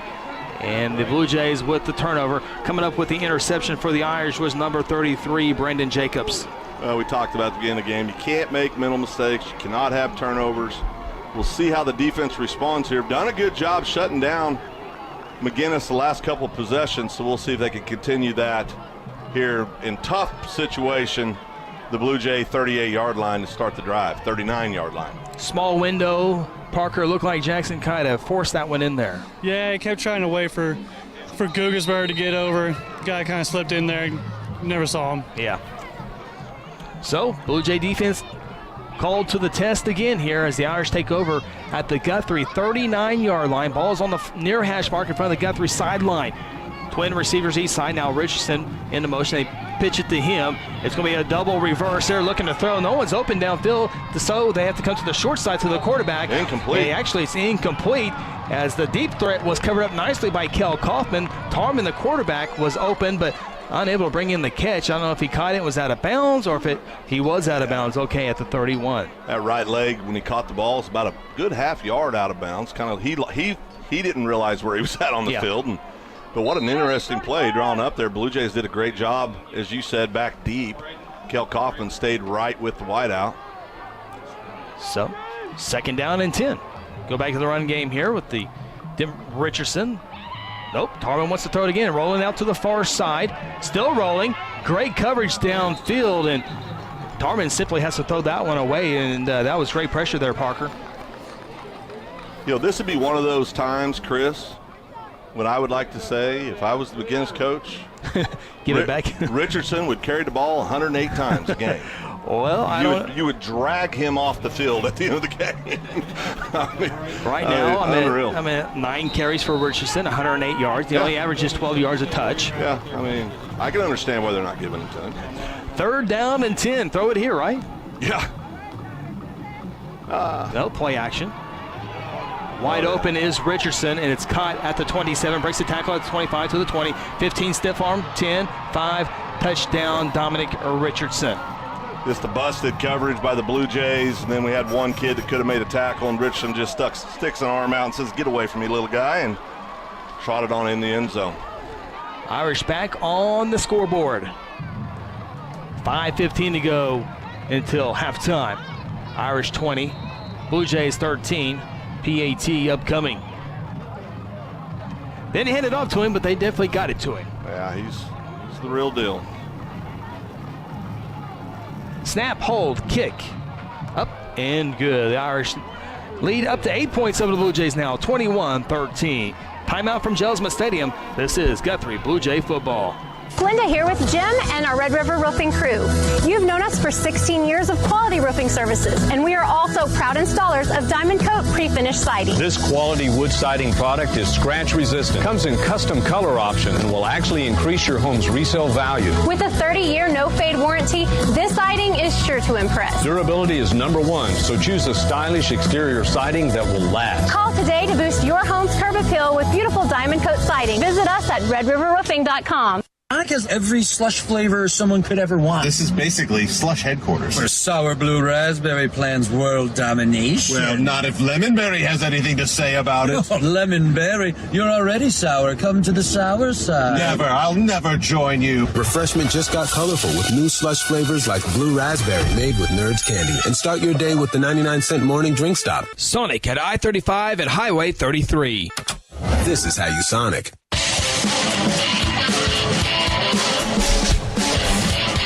Back into the end zone. They kick this one off right to left on the radio dial. This one booms. It's good. Out of the end zone. It goes through the uprights, hit the crossbar, and into it. Boy. Well, if it comes down to field goals. Boy, Guthrie and McGuinness, but how good are the punters tonight? Kicking game is amazing. This has got a feel it could just be one of those really, really, really epic ball games. We'll get to that scoring summary here in a little bit. Blue Jay offense, what do you look to achieve here, Phil? 5:15 till halftime. Again, those last 7 points come off the turnover. So, you want to be aggressive, but then you don't want to be aggressive. Right. But I think we've got to come out and establish something. I think we've got to throw the ball, Chris. I think we've got to throw the ball downfield to stay in this ball game. Blue Jays 5 of 9 passing. Rains, not much. Back to the line of scrimmage. 2nd down and 10 upcoming. And so the Irish are containing Jackson on the edges, stopping the running up the middle. So Guthrie's got to look for something else. We haven't seen Talik Jackson on the RPO quite yet. Yeah. Waiting for that one. Well, and I think too, we're going to have to get Talik involved, as you said, number 12, big number 12, 6'4" kid, out of that tight end position, but we're going to have to mix it up here. Ball's on their hash mark, 2nd down 10. Jays will throw for it. Marcellus has a step on the defender again. It's incomplete as Jackson led Marcellus a couple of yards too much. The play was there, Phil. I think McGuinness better start bringing a safety over the top. Well, they've proven that they cannot defend Marcellus deep. Marcellus had 2-3 yards separation from the kid, just flat. The ball was just overthrown. It was there. It was there. It was there. I know. Instead, it's now 3rd down and 10. Boy, Talik across the middle when you take that safety deep. If Marcellus can bring the safety over with the corner, that would leave something over in the middle. Jackson wants to throw for it on 3rd down. Nothing there. Started left, now moving right. Now cuts it up and is going to be hit for a 4-yard loss. Sacked back at the 16-yard line. And so now Guthrie's going to have to punt the football away, and the Irish in danger of maybe making this a 2-possession ball game. 4:17 to play in the first half. Bishop McGuinness 21, Guthrie 13. Well, we've talked about all the turnovers the Blue Jay defense has forced this year, and many of those for scores. Boy, this would be an opportune time for that to happen for the Jays. Get this ball away, and first things first, go down and cover the punt and get out there and play some solid Blue Jay defense. David Vargas to punt for the 3rd time tonight, averaging 39 yards per punt. He's back at his 1-yard line. It's a low snap, but fields it. It's a high, nice punt for David. It'll bounce at the 47 and hit Marcellus in the back of the leg at midfield. And so the Irish will have 3:38 left to play in the first half to try to go 50 yards, get back onto the scoreboard after a 36-yard punt. Punt probably been about a 46 or 50. Sure Just an unlucky bounce. Marcellus doing a good job getting down on punt coverage, and ball just happens to bounce up and hit him right in the back of the leg, and ball's dead right there at the 49-yard line. Bishop McGuinness getting ready to run offensive play number 25 tonight. Blue Jays with 5 more offensive yards than the Irish. Here comes Dominic Richardson back onto the football field. 1st down and 10. They'll hand it off to Richardson. He'll dance quickly to the outside. Gooseby trying to bank him down. He was there step for step with him, but breaks a tackle across the 45, across the 40. 1st down, and finally down in around the 30-yard line. And his speed to the east was pretty good, but once he got going north, it was really good. Well, what makes him so great is when he sees a lane, he puts a toe in the ground. He goes north or south. And, he's got a different gear. 17-yard pickup. I thought Gooseby was going to get for a loss. It looked like a 6-yard pickup, and it was a 17-yard pickup. He's impressive. Amazing player. Ball at the 32-yard line. 1st down and 10. Tarman will throw it behind. That's live. Should be a live ball, but there's a whistle. It is incomplete. And now the Guthrie coaches and fans not happy. The referee, no matter what happens, a whistle was blown, so the play's dead. They blew it. Literally and figuratively. The linesman threw not much of a big argument from Coach Beebe. The fans, of course, are into it, but not much of an argument from Coach Beebe, so I would guess it's probably the right call. I think part of that was you got to get ready to play. The ball lands back here, Chris, at the 30-some yard line. I thought it was backwards. 2nd down tip, ball's fumbled, and Guthrie recovers at the 35-yard line, and Phil Stevenson recovers it.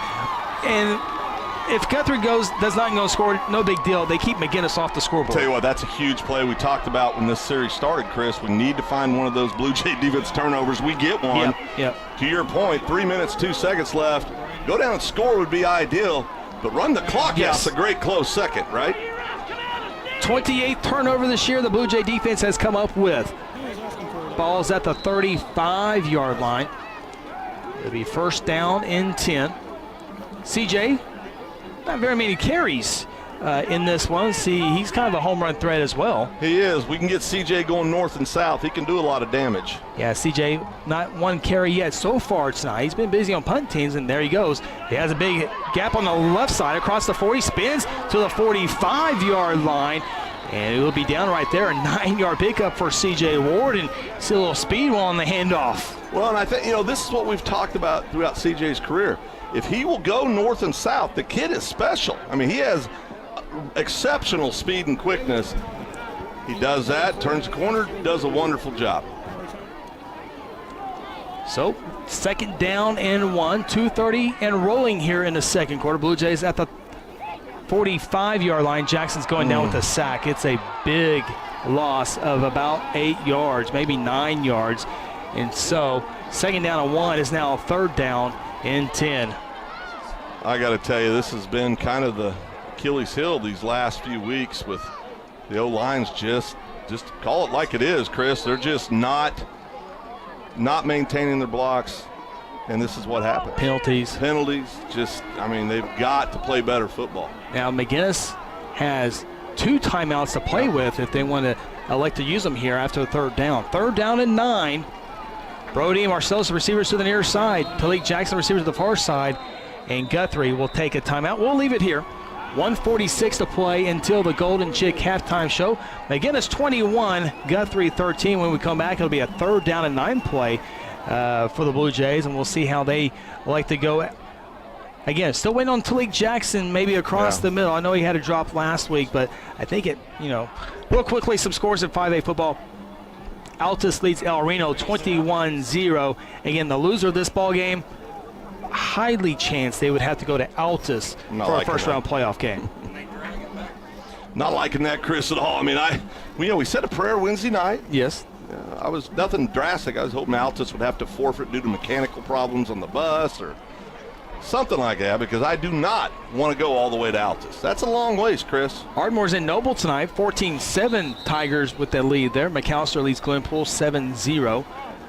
Woodward at halftime. Guyman with a short trip this week. Trail Woodward 28-0. That is the shortest trip they have every year. What is it, about 2 hours? Carl Albert leads Lawton Eisenhower 39-0. Lawton MacArthur 7, Duncan 0. Oh, that's a big game. That is a big game. That will go a long ways. Lawton MacArthur really, really needs a win in district play. Resuming action here in Guthrie. Third down and 9 for the Blue Jays from their own 37-yard line. They need just across the 45, in between the 45 and 46-yard line. Low snap. Jackson comes up with the pressure on both sides, throws it, and is it caught? It is caught by Marcellus Owens. A flag down, but that's because there's pass interference upcoming on the Irish. Had a handful of jersey there. Number 3 had a handful of jersey of number 3. Marcellus was still able to make the catch. Of course, they will decline the penalty and take the penalty. Be first down and 10 for the Blue Jays. 140 to go till halftime. And so, again, I did not look at the defensive alignment there. Are they starting to put a safety yet on Marcellus? I did not watch on that last play, but they are shading over. Good job, Parker. Again, I don't like how good he is. And now we have pass interference on McGuinness. And now another timeout taken. And the Irish take a timeout here. And again, we're caught up on our first half break, so we will keep it right here for you. Take a quick at some scores in 6A2. Of course, the Stillwater Pioneers won big time last night, 56-0. And also, Dale City goes to Lawton and wins 55-28. Wow. You just never know what Dale City team you're going to get. You're either going to get the super freak athlete Dale City or the kids that can't play together Dale City. So next week, Dale City and Stillwater. I'm going to stick with the Pioneers, but I'm going to tell you something. If Dale City that played against Lawton shows up, it's going to be a well of a ball game. Deer Creek lead Putnam City West 17-14 in the second quarter. A lot of time there, Chris. Bartlesville leads Muskogee 14-6. And Midwest City's in Choctaw tonight. They lead the Jackets, does Midwest City, 28 7. Hey, Ponca City at halftime. Come on. Leads Booker T. Washington 7-0. Come on, everybody should be cheering for the Ponca City Wildcats right now. Get a W, and can you imagine if they beat Booker T? Trying to find a win you're going to get against Booker T. First down and 10 from midfield for the Blue Jays. 3 receivers to the near side. Now Talik goes into motion from right to left. Jackson has time, comes near side, looking for Brody Hinkle. Caught at the 40, down at the 40-yard line. Stayed in bounds. Clock will roll. 1:33, 1:32 to play till halftime. Guthrie does have 2 timeouts left. Blue Jays obviously no huddle here. We'll get to the line of scrimmage quickly. Blue Jays will go with 3 receivers to the far side with Brody, Marcellus, and Talik. Second down and 1. Pickup of 9. Jackson up the middle, did not get there. Now you might have to think about a timeout here. And Guthrie does ask and does get the timeout. And that will bring up a 3rd down and 1. Obviously you want a big play. You got 66 seconds to get into the end zone, but you still needed 1 yard to further this drive. I have no idea how we don't pick up that yard. There was 2 Guthrie offensive linemen. Jackson cuts it up to follow him down the line. It's one kid comes in and just blows up everybody. I have no idea how that happened. Phil, your Owasso Rams tied with Moore in Moore, Oklahoma tonight, 14-14. What's Owasso's record, Chris? Owasso 5-3. You're going to come back and win it all. Okay. All right. Parker, is Broken Arrow, are they going to be able to keep this momentum in the playoffs? Oh, man. There's no telling with them. Yeah, it's really, I always say Union and Jinx have always proven it. Yeah, but I talked to my good friend Dave Evans last night, and unfortunately, the Edmond Memorial. I got that score right here, Phil, for you. I appreciate if you wouldn't say that, but no, Dave said they are, and I quote, the real deal. Broken Arrow 56, Edmond Memorial 0 last night. It was pretty tough. I was actually able to watch that game on the internet last night. Back to action here for the Blue Jays. 3rd down, we'll call it 1. They need just across the 40-yard line. Closer, maybe 2 yards. They'll run it up the middle. First down, Josh Raines and more. A spin across the 35 and down at the 32-yard line. Clock will stop for the Chains to set with 1:01. Tell you, awful proud of Josh Raines. Running the ball hard, doing a great job. Jackson under center. He's going to down this one. I haven't seen him on center in 8 years. And he does down it there. Stops the clock with 1 minute. 2nd down and 10. Blue Jays now go from let's just get out of here, down by 8. Now they're thinking, let's get it in. Maybe steal that mixed 2-point conversion back, that missed 2-point conversion back, and go in tied up or down by 1 perhaps to the Irish. 2nd down and 10. Ball's at the 32-yard line. Blue Jays moving left to right on your radio dial. 3 receivers to the far side. Jackson takes a snap, quick pass, caught by Talik. Makes one guy miss, gets to the 30, and needs to get out of bounds, and he does at the 30. Not much on the pickup, but does get out of bounds, gets him involved. So now the Irish are going to have to start to pay attention to big number 12. Biggest body kid we have out there. You can see he can make kids miss. He can be a weapon for the Blue Jays. So maybe that's something Mick's setting up going into the second half to get Talik more involved in the offensive game plan. Pickup of 3. So remember, the Blue Jays clocked it on first down, so it's 3rd down and 7 here from the 29-yard line. Still a big play upcoming. Twin receivers to each side. Brody in the motion. Jackson rolls. Looks like he wants to run for it. Cuts it up and is down at the 25. Did not get the first down. Picks up 4 yards. So bring up a 4th down and 3. The game clock still moving. 40 seconds, 39 seconds. I got a question. Do you try to kick a field goal here? I know the kid can get it there. Be 42 yards from here. He's capable. Guthrie are going to go for it. They're going to go for it. 4th down and 3. 18 seconds on the play clock, 24 seconds on the game clock. Not sure if field goal would win it anyway. Still got second half to play. We'll see. 4th down and 3.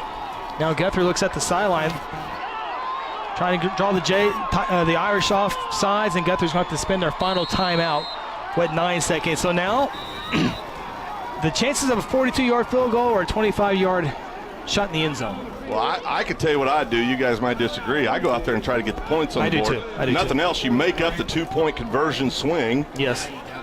And listen, he's more than capable of kicking this field goal. David Vargas. 9 seconds. Blue Jays, we think we're going to attempt this 42-yard field goal. The ball is going to be on the far hash mark. Which is the side he likes. Yes.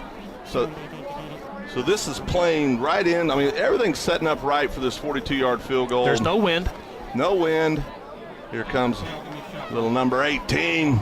My favorite, biggest kicker I've ever known. Pretty good size. And again, this game is full of two great kickers.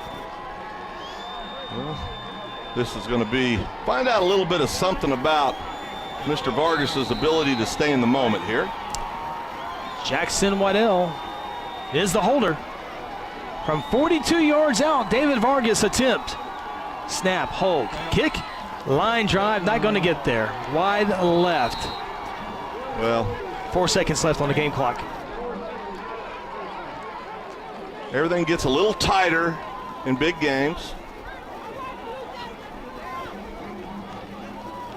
Now, if we're not playing against Mr. Richardson, I'm probably not that nervous right now. But I'm just telling you, 4 seconds is a long time when you got number 2 on the other side of the field. Got to go 80 yards, so surely. What could he cover 80 yards in? About 6 seconds? 4, 8, closer to 8. 8? Okay. Maybe 9. No, 8 so and a half. He's not quite as quick as you. Well, I mean back in your prime. We can talk about that at halftime. Oh, yeah, absolutely. First down 10 from the 20. They do line up as if they're going to run a play. They do hand it off to Richardson. Why not? Yeah, 25, 30, 35, flag throw, down, 45, and out near midfield. And so it was about where he made the cut, and that should end the half. Guthrie will decline that. And we've made our way to halftime. Phil, your initial thoughts here, 21-13 going into the locker room. Well, it's right where we thought. It's going to be a great ball game. Blue Jays have established they can move the ball on the Irish. Irish have established that they can move the ball on the Blue Jays to some degree. So it's all about containing number 2 in the second half, continuing to move the ball. If we do that, the Blue Jays got a chance to get out here with a win. Blue Jays scored first. Irish quickly tied it up, then took a 8-point lead now into the locker room, 21-13. Take a timeout. When we come back, it's the Golden Chick halftime show from beautiful Gelsma Stadium. This is Guthrie Blue Jay football on Hot 93.7 FM KSBI. When garage door problems occur, don't call a kind of service company or maybe a repair guy. Call Paul Creed at A-Team Overhead Door. Paul owns and operates his company and has over 15 years of experience in residential and commercial overhead door service. Paul provides all garage door services from repairs to installations. With free estimates, Paul will work with you to decide the best possible solution for your garage door or opener problems. Call A-Team Overhead Door today, 405-642-7065. This is Craig Fleck. Stay tuned after the break. Phil Nichols will join me for first half stats and more on the Golden Chick Halftime Show. I'm Brian Sturkle with Interbank. You can bank on Guthrie's home team, the banking professionals at Interbank. Our decision makers and the people who serve you work closely together to provide responsible service and personal attention. We appreciate your business and look forward to seeing our friends in Guthrie and the surrounding communities at the Blue Jay football games. We're located at 224 East Oklahoma, or you can reach us by phone at 282-0470. Interbank, in it for you. Member FDIC.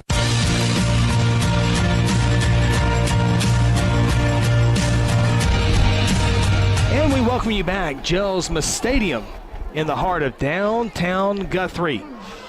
Beautiful Friday night for high school football. Glad to have you on board. Hot 93.7 FM, KSBI. Also, our online feed can be found at GuthrieSportsPage.com. Also at YouTube.com/Guthrie News. And got a lot going on with the video feed tonight. Got 3 different cameramen out there and the scoreboard, and just trying to piece it all together. It's not a perfect, but for the first time out, I think everything. I think everything's going well. I'm very proud of you. I think the investment you keep making in the equipment and just so everybody knows it is Chris making that investment. Just allows us to keep adding different things to the program, and it's awesome. It's obviously, Aaron Ryburn, City of Guthrie, our good friend, helping us out tonight. Yeah. is in charge of all the video transitions and all that. We actually have to watch the game, but it's always cool. We have a little monitor to our right to see the on-field camera that we had, to see an up close of Marcellus Owens or a Guthrie coach or a cheerleader. It's different to see. It is. I keep catching myself standing up, trying to look and see, and I go, wait, I got it right here next to me. Yeah, it also helps on tackles for me to see who made the tackle or not. No, it's awesome. It's awesome. This is the Golden Chick halftime show. Bishop McGuinness with a 21-13 lead over the Blue Jays. And we'll have some scores from the state of Oklahoma here in a little bit. We'll have stats as well. But real quickly, I want to give the rundown of the John Vance Motors first half scoring summary. Phil, interrupt me anytime you want to. But Blue Jays jumped out to a 7-0 lead. Real quick, for our radio audience, in the background will be the Guthrie High School Marching Band. So we'll enjoy them in the background. Of course, I believe just received a superior rating. Okay. I believe. I saw on Facebook, so another no surprising. Great job. Another great year, job. Another year of that. Okay, officially now the John Vance Motors first half scoring summary. Blue Jays jumped out to a 7-0 lead, 43-yard touchdown run by Jackson Waddell, capped off an 8-play, 75-yard drive. Again, big play on that one was Marcellus with a couple downfield blocks that freed up Jackson. Yeah, it was a big-time play by Marcellus. Jackson going down the good guy sideline and outran a couple kids into the end zone. Jackson's got deceptive speed. If he can get to the edge, he can do some damage out there, and we're going to need Jackson to be able to do those kind of things in the second half. And Guthrie tried to get the edge many times with Jackson run on the left and right side. It's almost like you're going to see that play 2 times every 3 downs. Yeah, and it's, and I still think, Chris, we're going to have to be able to throw the ball vertically to win this ball game.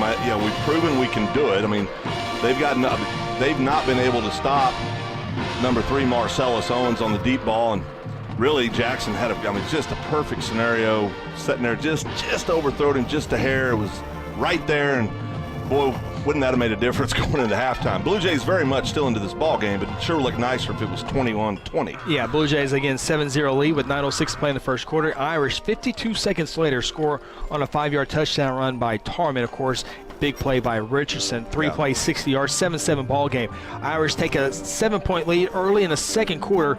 21-yard touchdown run by the quarterback Tarman made it a 14-7 game as the Irish go 85 yards on 9 plays. Blue Jays were next on the scoreboard. 76-yard touchdown pass, Jackson Waddell to Marcellus Owens. Blue Jays go 6 plays, 80 yards, go for 2, do not get there.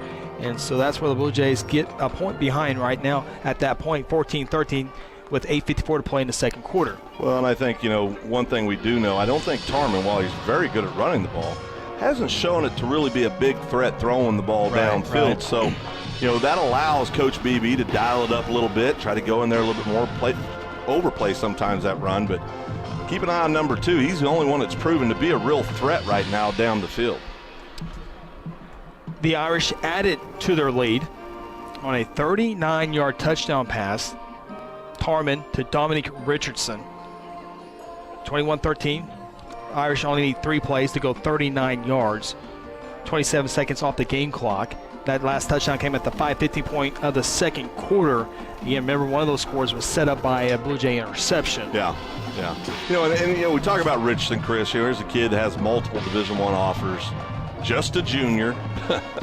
Piedmont transfers, just a junior, and I think we would both agree, and Flecky, we're all talking about it, but the most impressive athlete we've seen thus far this year, and by a bunch. I mean, actually. And we've seen Will Phillips. We've seen Dadrian Taylor. Seen Taylor. I mean, we've seen some great running backs. None like number 2 Richardson. And really, they used him well in the passing running game, but like you said, he would be.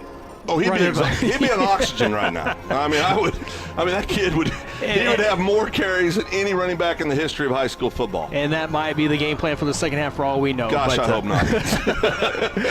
That is your first half. John Vance Motors scoring sim. Of course, John Vance Motors, where it's comfortable by a truck and just one of the staples here in Guthrie. Yeah, John and the whole crew out at Vance does such a fabulous job. Doesn't matter if it's football, basketball, cross country, track, baseball. Doesn't matter. It could be something for the band. It could be something for the choir. It could be something for United Way. It could be something for the chamber. Yep. You name it. John Vance always says yes, and just one of those fabulous supporters of of Guthrie and has been for years and years. Of course, Megan coming right along, just like her daddy, just a great supporter of Blue Jay land and everything Guthrie. And we're all very, very fortunate to have the Vance family part of our community. Yep, had lunch with Megan today, classmate of mine, and off doing good things for running the dealership. Someone's got to take over the family business.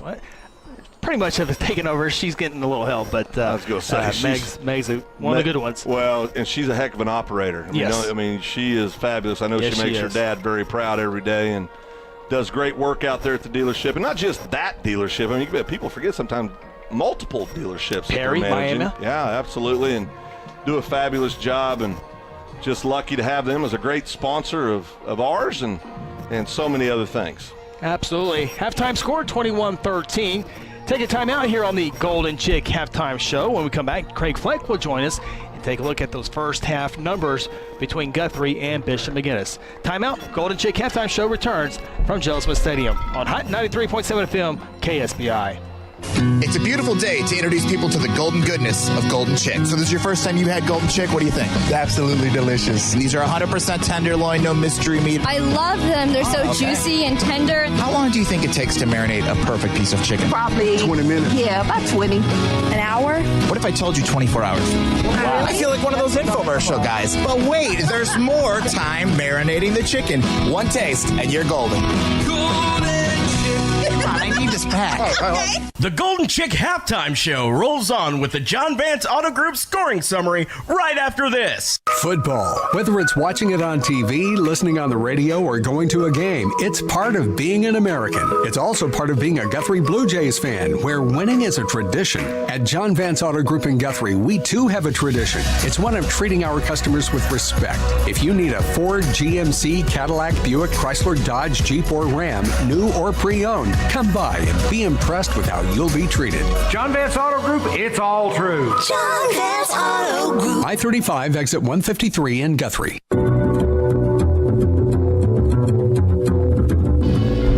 Welcome back. Golden Chick Halftime Show here in beautiful downtown Guthrie. Inside the Rock. I need a checklist of everybody here tonight. Bill Miracle, Braden Russell, Kel Evans, Aaron Ryburn, Phil, Craig Fleck, me, Chris Evans. Is that everybody? I believe so. That is a team right there. Yeah, got the whole crew out. Yeah, we're going big tonight. Going big time. I like it. Yeah. Well, I think we missed one. Parker. Oh, my goodness. Yeah. Parker. I don't see you, so It's fine, no big deal. My bad, Parker.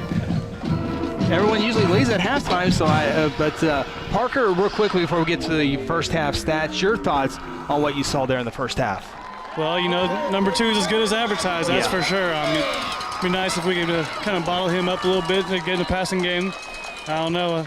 I don't know what we did in the extra point there, but hey, we can come back. I've seen Guthrie do it before. Yeah, no doubt. And the defense put the offense in a great spot. There was both teams with one turnover. Unfortunately, Guthrie's turnover led to points for Bishop McGuinness. But outside of Dominic Richardson, I think Guthrie probably just going to pin their ears back on him and the quarterback. Your thoughts on that?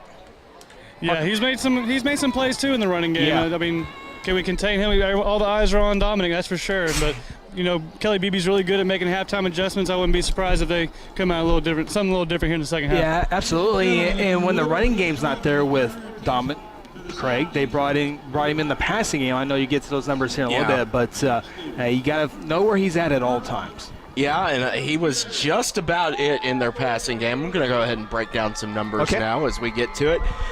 Total offense, fairly even. Bishop McGuinness, 234 yards to Guthrie's 226. That coming on 34 plays for the Jays, 28 for the Irish. 8.4 yards per play for McGuinness, 6.6 for the Jays. So both averaging some big numbers on the offensive side.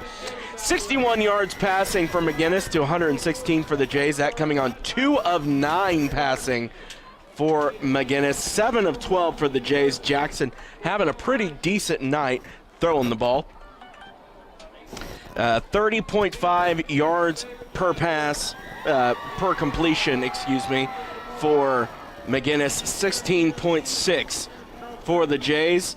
Both have a touchdown throwing the ball and one interception for Jackson Waddell rushing the ball. 173 yards for McGuinness, 110 for the Jays. 19 attempts for McGuinness, 22 for Guthrie. That's 9.1 yards per carry for the Irish, 5 yards per carry for the Blue Jays. Looking down the penalties, 3 penalties for 30 yards for Bishop McGuinness, not including that holding that was declined at the end of the first half. 6 penalties for 33 yards for the Jays. A lot of false starts that really put them behind the 8 ball, killed a couple drives there. 1 turnover apiece, fumble lost by the Irish quarterback, rounding out the turnover statistics. 3 punts for McGuinness, averaging 39.3 yards per punt. 3 punts for the Jays, averaging 37.3. Of course, those numbers significantly down because of that kind of shanked early punt that on a bad snap threw off David Vargas's rhythm. Only got a 17-yarder, but then he followed up with a 61-yarder, which kind of all came out in the wash there. On the first downs, look now at time possession, edge towards Guthrie by about 5 minutes in favor of the Blue Jays. First downs, 10 for McGuinness, 8 for Guthrie. Looking at third down conversions, 1 of 4 for McGuinness, 5 of 11 for Guthrie. So neither team doing very well, but Guthrie at 45.5%, getting the edge on third downs. McGuinness just really hasn't had many third downs in general. Looking at the individual numbers, McGuinness, starting quarterback, is 2 of 8 passing for 61 yards. Both those completions going to Richardson. He had 2 catches for 61 yards. Also 11 carries for 151 yards, averaging 13.7 yards per carry. Jackson Waddell, 7 of 12 through the air for 116 yards, 1 touchdown, 1 interception. On the ground, he has 10 carries for 62 yards. That's 6.2 yards per carry. You can probably work out that average on your own.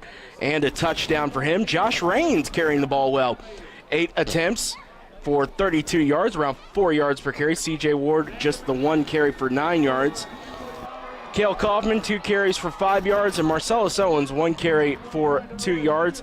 Marcellus through the air, 2 catches for 86 yards and a touchdown. Brody Hinkle, 3 catches for 21 yards. He's averaging 7 yards a catch, and some of those have been pretty big, including on the first drive of the ball game, a big third down completion that kept that drive moving and headed towards the end zone. 1 catch for Talik Jackson for 5 yards, 1 for Cade Gugasberg for 4 yards. Looking at the defensive stats, leading tackler actually Turvey Williams, but it really got spread around a lot of different tacklers in that one. Campbell Leach, 2.5 tackles, including a sack. David Scott, 2.5 tackles, including half a sack, and 1.5 tackles for loss.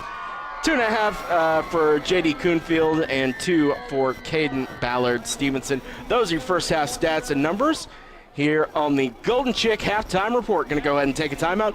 Come back. You're listening to Blue Jay Football on Hot 93.7 FM KSPI. When it comes to Guthrie Bluejay athletics, Hayes Funeral Home is a proud supporter from the first game all the way to the championship game. Along with many years of experience in funeral service, the Hayes family brings compassion and professional service during difficult times. Owners Chuck and Lynette Hayes take pride in providing families and their loved ones quality care. Chuck and Lynette have not only supported families in the Guthrie area for countless years, but have supported Guthrie student athletes succeeding on the playing field and in the classroom. Hayes Funeral Home is located on the corner of Noble and Wentz, or simply give them a call at 405-282-3100. I'm Mike Gundy, head football coach of the Oklahoma State Cowboys. Respect of the opponent, spectators, coaches, and officials is necessary at all levels of athletics and activity programs. Your conduct is a direct reflection of you, your community, and your school. Sportsmanship is everyone's responsibility. Do the right thing.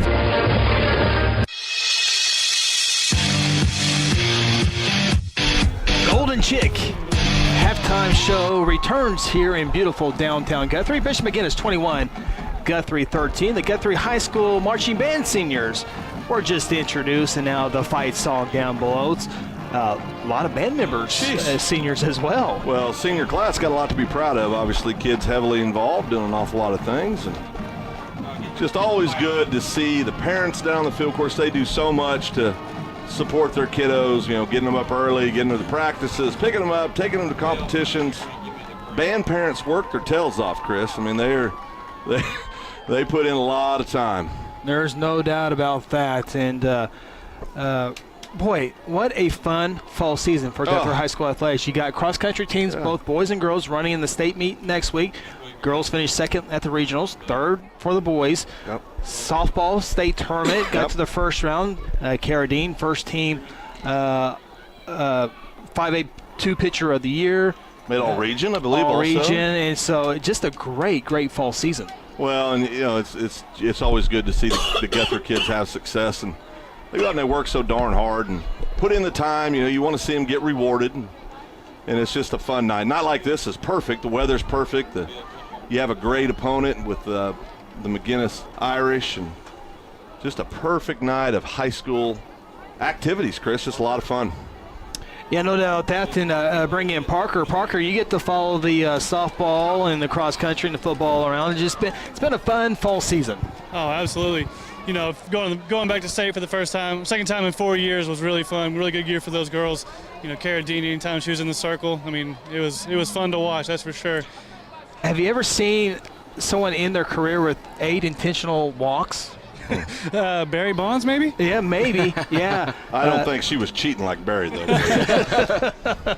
But and she's a big part of that team. And Parker, you look at the Guthrie coaching. I mean, you got Booker, softball, James Strayhorn, cross country, Coach Kelly. I mean, it's Guthrie fall athletics are in good hands. Oh, absolutely. New hires too, fresh blood. I mean, they're doing a really good job already. Halftime score, Bishop McGuinness 21, Guthrie 13. The Irish have made their way onto the field. Blue Jays coming out of the baseball locker room, getting ready to come out for their stretches. So we're getting ready to get ready for our Eskridge Chevrolet keys to the second half here after this timeout coming up here in a matter of moments. But Blue Jays, so far, we talked about it. Blue Jays will get the football to begin the first half. That would be a big deal. Well, you need to go down and put some points on the board. I mean, we need to establish the ability to run the ball and throw the ball early in the second half, and then the Blue Jays need to continue to play defense. Got to get some stops defensively, just prevent the big play. Dominic Richardson, of course, always a threat to make a big play for the Irish, and he hasn't disappointed by any means in the first half. He's just done a fabulous job, and just he's everything that's been reported, Chris, and more. Richardson's, we think, the best player we've seen all year, and really it's not even close. Take a timeout here on the Golden Chick halftime show. When we come back, Eskridge Chevrolet's keys to the second half. We got to talk about those Golden Chick rolls, right? Got to talk about that? Absolutely. Ice cream. All right. Wait, where's Tanya? Yeah, rolls, ice cream, chicken, taters. She's down the inside. Okay, all right. We'll do all that after this timeout. This is the Golden Chick halftime show. Hey, Blue Jay fans, Eskridge Chevrolet is a proud supporter of Guthrie High School sports. This season, Eskridge Chevrolet at I-35 in Guthrie is cheering you the whole way and will help you score a game-winning deal in getting the new or used vehicle that you need. Don't worry about your credit history. Eskridge Chevy can get you approved. Come see us at Eskridge Chevrolet, just a short drive to I-35 in the Guthrie exit on Division Street. Call 1-800-NEW-CHEVY or visit EskridgeChevy.com. It's a beautiful day to introduce people to the golden goodness of Golden Chick. So this is your first time you've had Golden Chick. What do you think? Absolutely delicious. These are 100% tenderloin, no mystery meat. I love them. They're so juicy and tender. How long do you think it takes to marinate a perfect piece of chicken? Probably 20 minutes. Yeah, about 20. An hour? What if I told you 24 hours? I feel like one of those infomercial guys. But wait, there's more time marinating the chicken. One taste, and you're golden. Golden Chick. Come on, I need this pack. Okay. Welcome back. Golden Chick halftime show. About 90 seconds before we kick this one off. Blue Jays will have the football to begin the second half. Blue Jays trail it, though, on the scoreboard by a score of 21-13. Along with Parker Burnett, Craig Fleck, Phil Nichols, I'm Chris Evans. And now we get set for the second half here in a little bit. Before that, let's go downstairs. Oh, we just lost it there. Phil, let's get set for Escrow Chevrolet's keys to the second half. Obviously, the Blue Jays get the football first.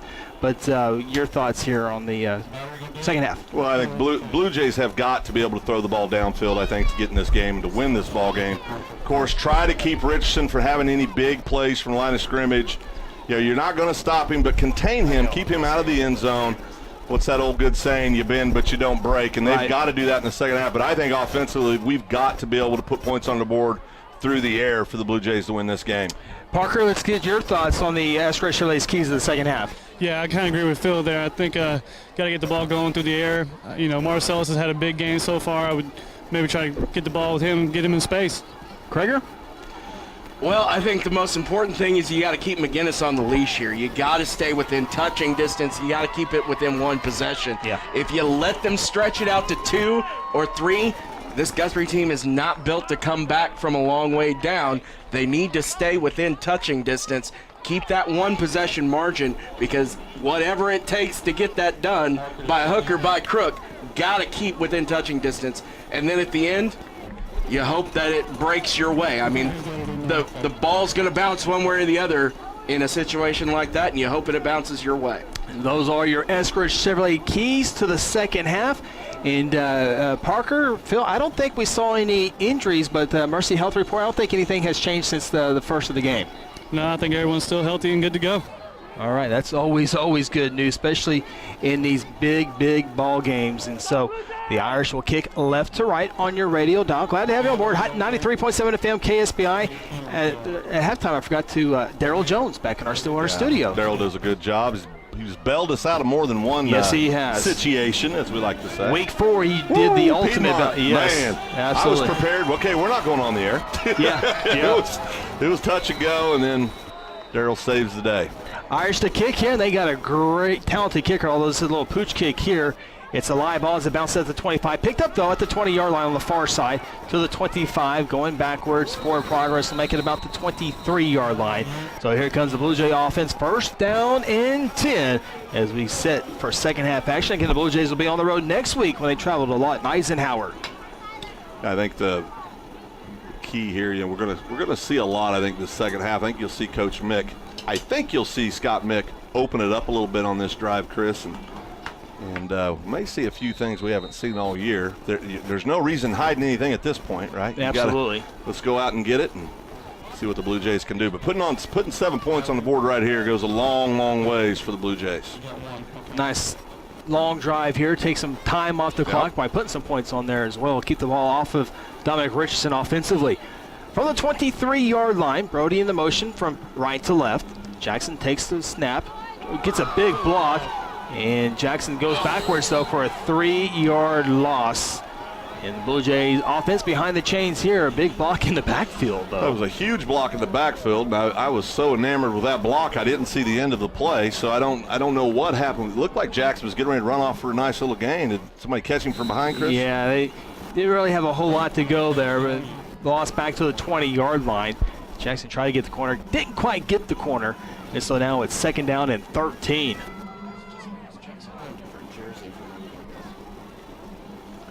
Second down and 12 officially, says the scoreboard. Jackson wants to throw, has time. Now the pocket quickly collapses, and he's down at the 15-yard line. Loss of 5 as the Irish defensive line got there pretty darn quick. And so now second down and 12 is now third down, about 17. Yeah, our offensive line again. They've got to show up. They've got to wake up. I mean, this is, the offensive line never get credit for anything. Always get criticized, I guess. But when you see a pocket collapse like that, it's for one reason, typically, and that's the big uglies up front not getting her done. So now from the 15-yard line, third down and 18. Marcellus in the motion. Jackson hit for a loss, and there's just simply nothing there. There was nothing there, and so now the Jays are going to have to kick this one off. Punt it away. It's going to feels exactly like it did in the first half. It's deep down in our own end of the field, and we need a big punt here, and got to go down and cover this punt, and defense is going to have to play big time again. Fourth down 21, David Vargas at the goal line to punt this one away.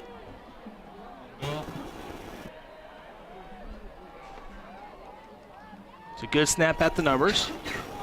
End over end will bounce in front of the Irish. Ball. That's a live ball. Did he touch it? That's a live ball. If Tarman touched it, it is a live ball. That's a live ball. Recovered by Guthrie. And so the Irish turn it over for the second time. This one on special teams. It's going to be first down and 10. Blue Jays at midfield. That was clear as day. Irish coaches throwing a fit, but I'm going to tell you, we saw it right here. Clear as day. Touches number 17, Tarman. Ball turned over to the Blue Jays. That's a big-time opportunity for the Jays. Now, instead of the Irish having a short field, looking to go up by 2 scores, your Blue Jays have a short field, looking to get the game evened up. Just a real opportune turnover for the Blue Jays. Kind of been the story all year. Blue Jays, every time they've needed something, the defense, special teams have stepped up in a big way. Continued it on that play right there for the Jays. See if the Jays can continue the momentum here from midfield. First down and 10. Blue Jays moving, again, right to left on your radio dial. Marcellus in motion from left to right. Low snap, hand off to Rains. Rains will get into Irish territory. A pickup of 2 yards as he takes it from midfield to the 48-yard line. It'll bring up second down and 8. The Blue Jays have got to put points on the board right here. They're not going to get a much better opportunity than what they have on this drive. Jays quickly to the line of scrimmage. Play clock just 5 seconds gone by. 4-man front for the Irish. A little reverse action here on the play. Marcel's got to beat one guy, and he does at the line of scrimmage. 45, far side, 40, 35, 30. Look at him fly. 25, and pushed out of bounds. And now here comes a flag thrown. Was it a block in the back? Completely a block in the back. Was not necessary. Had nothing to do with the outcome of the play. Again, one of these silly penalties that you do not need. These are the kind of things that cost you ball games. Marcellus was going to go out of bounds. It was over, but then the block will take away some of the big play there on the. It'll be a first down, but it's going back. But it's going back, and I mean it's just one of those plays where you want to ask why, right? This is something you're taught when you start playing Little League football. Has nothing to do with the play. Very frustrating. So the penalty backs it up to the 35-yard line. Again, the pickup was good for a first down, so it's first down and 10. 9-10 to play in the third quarter. Bishop McGuinness 21, Guthrie 13. Blue Jays to the line of scrimmage. Guggesberg and Brody Hinkle, the receivers to the near side. Brody in the slot. Couple tight ends in there for the Blue Jays. On first down and 10, Jackson will roll. Lead block is Josh Rains. There's another flag. Jackson makes a cut at the 35, gets up to the 30, but a penalty flag on the offensive line. It looks like it's going to be on the right side when the play went to the left side. Yeah, it's going to be a hold on the Blue Jays, and Blue Jays just absolutely shooting themselves in the foot right now. Again, as you said, Chris, had nothing to do with the play. Blue Jay fans don't like the call, but they need to be looking at themselves saying, quit holding. See penalties for the Blue Jays. I don't know if Krager got this one in quick. I think that'll make us 8 or 9 for the evening. I think it's eight penalties officially for 40. That's going to be more than 48 yards. About almost 50. Oh, yeah. 53. 8 penalties for 53 yards. First down and 22. Hinkle in the motion. Ball center of the field at the Irish 47. Handed off to CJ, and he's tackled at the feet for a 1-yard loss back at the 48-yard line. Second down and 23. A little extra activity afterwards. Referees do a good job getting in the middle of all that. Blue Jays looking at a second down play here. See where Marcellus is a big home run threat, but we'll see how if they shade him at the safety spot. I think you got to look downfield here, Chris. Second down, 22. Hinkle and Marcellus are the receivers. Jackson Waddell barks out the signs. Wants to throw. Here's the pressure, trying to get out of the way of the pressure. Does a good job. Here's another flag. Another holding. 35, 30, 25, and out of bounds at the 20. But Looks like this one's coming back, and this one's going to be another holding penalty against the Blue Jay offense. So 2nd down and 22 is getting ready to be a lot longer than that. Blue Jays with 2 big plays on this offensive drive have gone for naught, as this one will this latest penalty will move it into Blue Jay territory. This, we've talked about it, and we don't need to harp on it, but everybody knows that this isn't helping the Blue Jays cause any, but these mental mistakes, now up to 9 penalties for the evening, is the exact recipe to lose a ball game like this. So the penalty marks it at the 40-yard line of the Blue Jays. 2nd down and 35. The Jays will take the snap at the 40. They need that Irish 25-yard line for a 1st down. Jackson, low snap, comes up with it, hands it off to Josh Raines on the right side, line of scrimmage, 45 midfield in Irish territory. He runs over an Irish defender as he gets to the Bishop McGuinness 45-yard line, a pickup of 15 yards, and so now 2nd down 35 is now 3rd down and 20.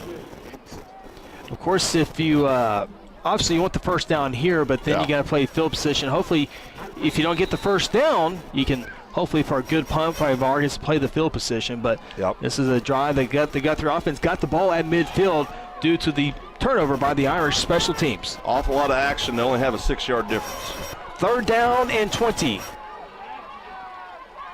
Jackson forced out of the pocket and is about to go down for a sack.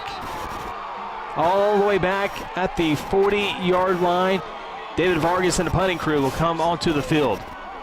Well, I'll tell you what, right now it's a simple tell. Bishop McGuinness defensive line's whipping the Guthrie Blue Jays offensive line at the point of attack. They'll mark it at the 42. David Vargas will come on for the punt. Inside his own 30-yard line. So the Blue Jays got at midfield, went backwards 8 yards officially. They had the ball a couple times in around the 25, 30-yard line, but penalties bring it back. Vargas line drive punt. Takes a big Guthrie bounce, fielded at the 23-yard line, out to the 25 and down at the 29-yard line. So the Irish avoid disaster with the turnover. Blue Jays were able to move the ball offensively, but penalties give it back to Bishop McGuinness. It'll be 1st down and 10. 6:21 to play here in the 3rd quarter. Irish 21, Guthrie 13. Awful lot went on there, Chris, to only have a net 20-yard difference where you started that last offensive series for the Jays. Defense is going to have to come out and make a big stop. So the Irish and Dominic Richardson back onto the field. Richardson will line up in the slot on the. Now he'll go in the backfield. They'll hand it off to him. Dancing in the backfield, breaks loose across the 30 to the 35-yard line. Pick up about 6 yards for Nick Dominic Richardson. He gets 6 yards. He makes it look so easy. I mean, that looked like it was going to be a 2-yard, and then the next thing you know, it's 2nd down and 4. 12 carries, 157 yards for Dominic Richardson. Jeez.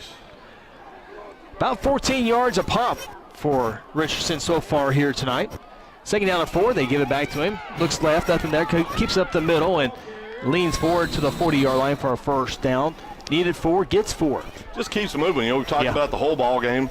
First, at the point of contact, he always is going to get 2 or 3 more yards. Reminds me a lot of back in the 02 season, Chris, with DeMarco Jones for the Blue Jays. Same kind of runner. Every time at the first contact would always get 2 or 3 more yards. 5:35 in rolling here in the 3rd quarter. 1st down and 10 for the Irish. Option play. Tarman keeps it, slips, is able to lean forward up to the 42-yard line. Pickup of about 3 yards, so bring up 2nd down and 7. Neither team able to score so far in this 3rd quarter. Halftime score remains intact at 21-13, Irish in the lead. Of course, we talked about it earlier. That defensive line for the Blue Jays has got to get pushed, get some disruption in the backfield before the Irish have an opportunity to get anything started. Irish go back to Richardson. He's hitting the backfield. He's going to go down for a rare loss on the play, as there was a handful of Blue Jays in there, but Able to get there first, though, is David Scott, and now the Irish will have a 3rd down and 12 play upcoming. Just like that, right? Just like drew that. It up just like that. If you can get that push from your D-line, disrupt them, that's the only way you're going to contain somebody with the talent like Richardson. There must have been 6 or 7 Jays right there to shut down the big stud running back for Bishop McGuinness. So the Irish to the line of scrimmage. Ball's at the 4. They need the 49 for a 1st down. 3rd and 12. Twin receivers east side. Tarman wants Richardson, throws it toward Richardson. Blue Jays in there, and it's incomplete, as there were 3 Blue Jays on Dominic Richardson. And Tarman, the quarterback, never looked at any other Irish receiver. And I always, at the beginning, I said, we keep talking about Dominic Richardson. It seems like there's going to be that one player that, but it's right now, it's all Dominic Richardson. I think it's all Dominic Richardson on the offensive side of the ball. You know, of course, quarterback's outstanding athlete in his own right, but you got a talent like Richardson, you want to try to get the ball to him, and Blue Jays held there in a big way. So the Irish punting team back onto the field. Good snap. And yet another great punt. CJ goes backwards, touches it at the 10, picks it up at the 5, returns it to the 10, gets to the 11-yard line. So about where you originally touched it, but again, do you go back? Do you not? Do you let it go and take the odds of it going into the end zone or dying inside the 5? I will tell you, Coach Marty Powell told me before I was an old fat guy, I used to return a few punts in my day. If you're inside the 10, for darn sure by the 5, you let it go. You let it go. Take the chances. So Guthrie, again, not great field position. Yeah, the Irish punter, he's been good all night. It looked like he had the spin that it would have gone into the end zone. So the Jays, again, when they've had the ball in this on this part of the field, really have not been able to do a whole lot on the night. We'll see what happens on this drive here. 1st down 10 from their own 11-yard line. 3 receivers to the near side. Now Marcellus in motion from left to right. Movement on the offensive line, and we'll go backwards. I mean, it just continues, Chris. I know Scott Mick's got to be down there. I'm glad we're on the other end of the press box area, but I mean, that is just, there's just no excuse for that. Again, penalty makes it 1st down and long. 1st down and 15 officially for the Blue Jays, as that's their 10th penalty now for 68 yards.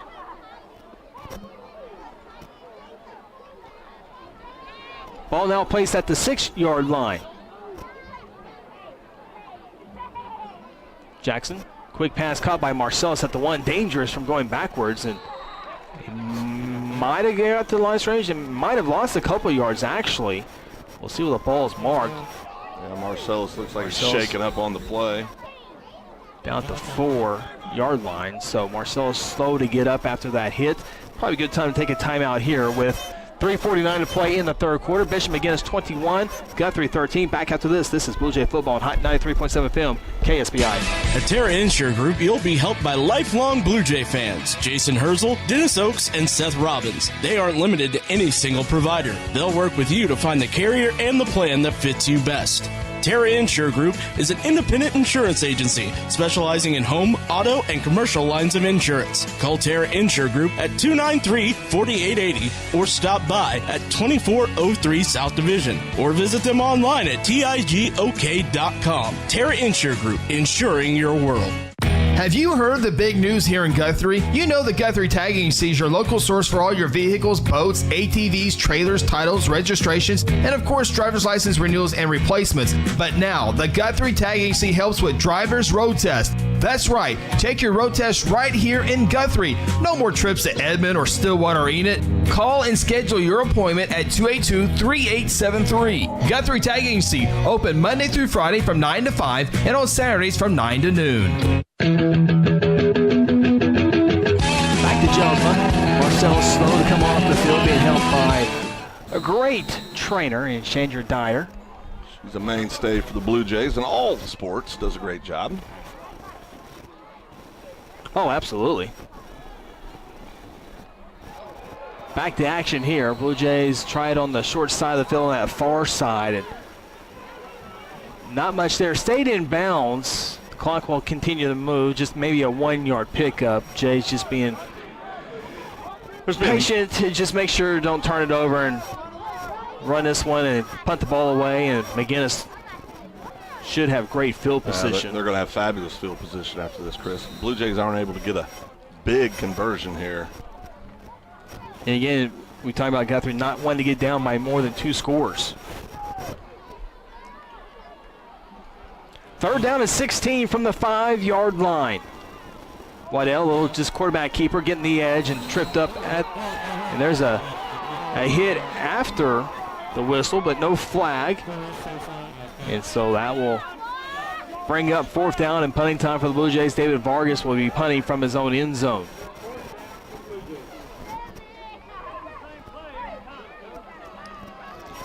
Blue Jays got to get the ball away here, Chris. I think probably see the Irish come after him here. I think they've been getting pretty good penetration on punts. Or do you set it up for Dominic Richardson on a short field? I think you can go after it. A guy like Dominic's got enough talent. I mean, he doesn't need a whole lot of help. If it's an accidental running into him, it's only 5 yards on 4th down and 16. The Irish don't appear they're going to come after it. Got a 6-man rush. They don't come too strong. And David with a high but short punt. It'll bounce at the 31, take a Guthrie bounce, and will go out of bounds just before the 40-yard line. So here come the Irish. 1st down and 10 with an 8-point lead, 21-13, 1:57 to play in the 3rd quarter. And either team yet to score here in the 3rd quarter. Well, just haven't really been much. Been a lot of mistakes, a lot of penalties. You know, the Blue Jays have got to stop them here. I mean, you keep putting defense in these kind of situations, and they have been put in these situations all night. Eventually, when you got the kind of talent you do over in the backfield for the Irish, bad things usually happen, Chris. Yep. Richardson on the left side of quarterback Tarman in the shotgun formation here. Twin receivers. Tarman wants to throw. Here's the pressure up the middle. Tarman able to get away with it. Throws it last second. Look for Richardson. It's incomplete with 3 Blue Jays on him. A flag is thrown. Looks like pass interference is the call upcoming on the Blue Jays, and looks like to be the right call. Yeah, it was just completely got trucked. I mean, he wasn't. Looks like the Irish have a player down back here behind the line of scrimmage. But yeah, he just got absolutely trucked, Flecky. We were sitting there and. You shouldn't hear much squealing about that because that was quite obvious a penalty on the Jays. McGill Brown, I think, is the injured Irish player on the field. I believe. And I think we'll take a timeout here with 1:49 to play in the 3rd quarter. Irish 21, Guthrie 13. This is Blue Jay football. They say talk is cheap, and they're right, especially when it comes to football. Only the most talented, hardest working, most physically fit, and best coached teams win football games. It's the same with John Vance Auto Group in Guthrie. We don't just talk about great service, best price, and a free lifetime powertrain guarantee. We do it. Come by and see for yourself. Everything you've heard about the John Vance Auto Group, it's all true. I-35 exit 153 in Guthrie. John Vance Auto Group. I'm Mike Gundy, head football coach of the Oklahoma State Cowboys. Respect of the opponent, spectators, coaches, and officials is necessary at all levels of athletics and activity programs. Your conduct is a direct reflection of you, your community, and your school. Sportsmanship is everyone's responsibility. Do the right thing.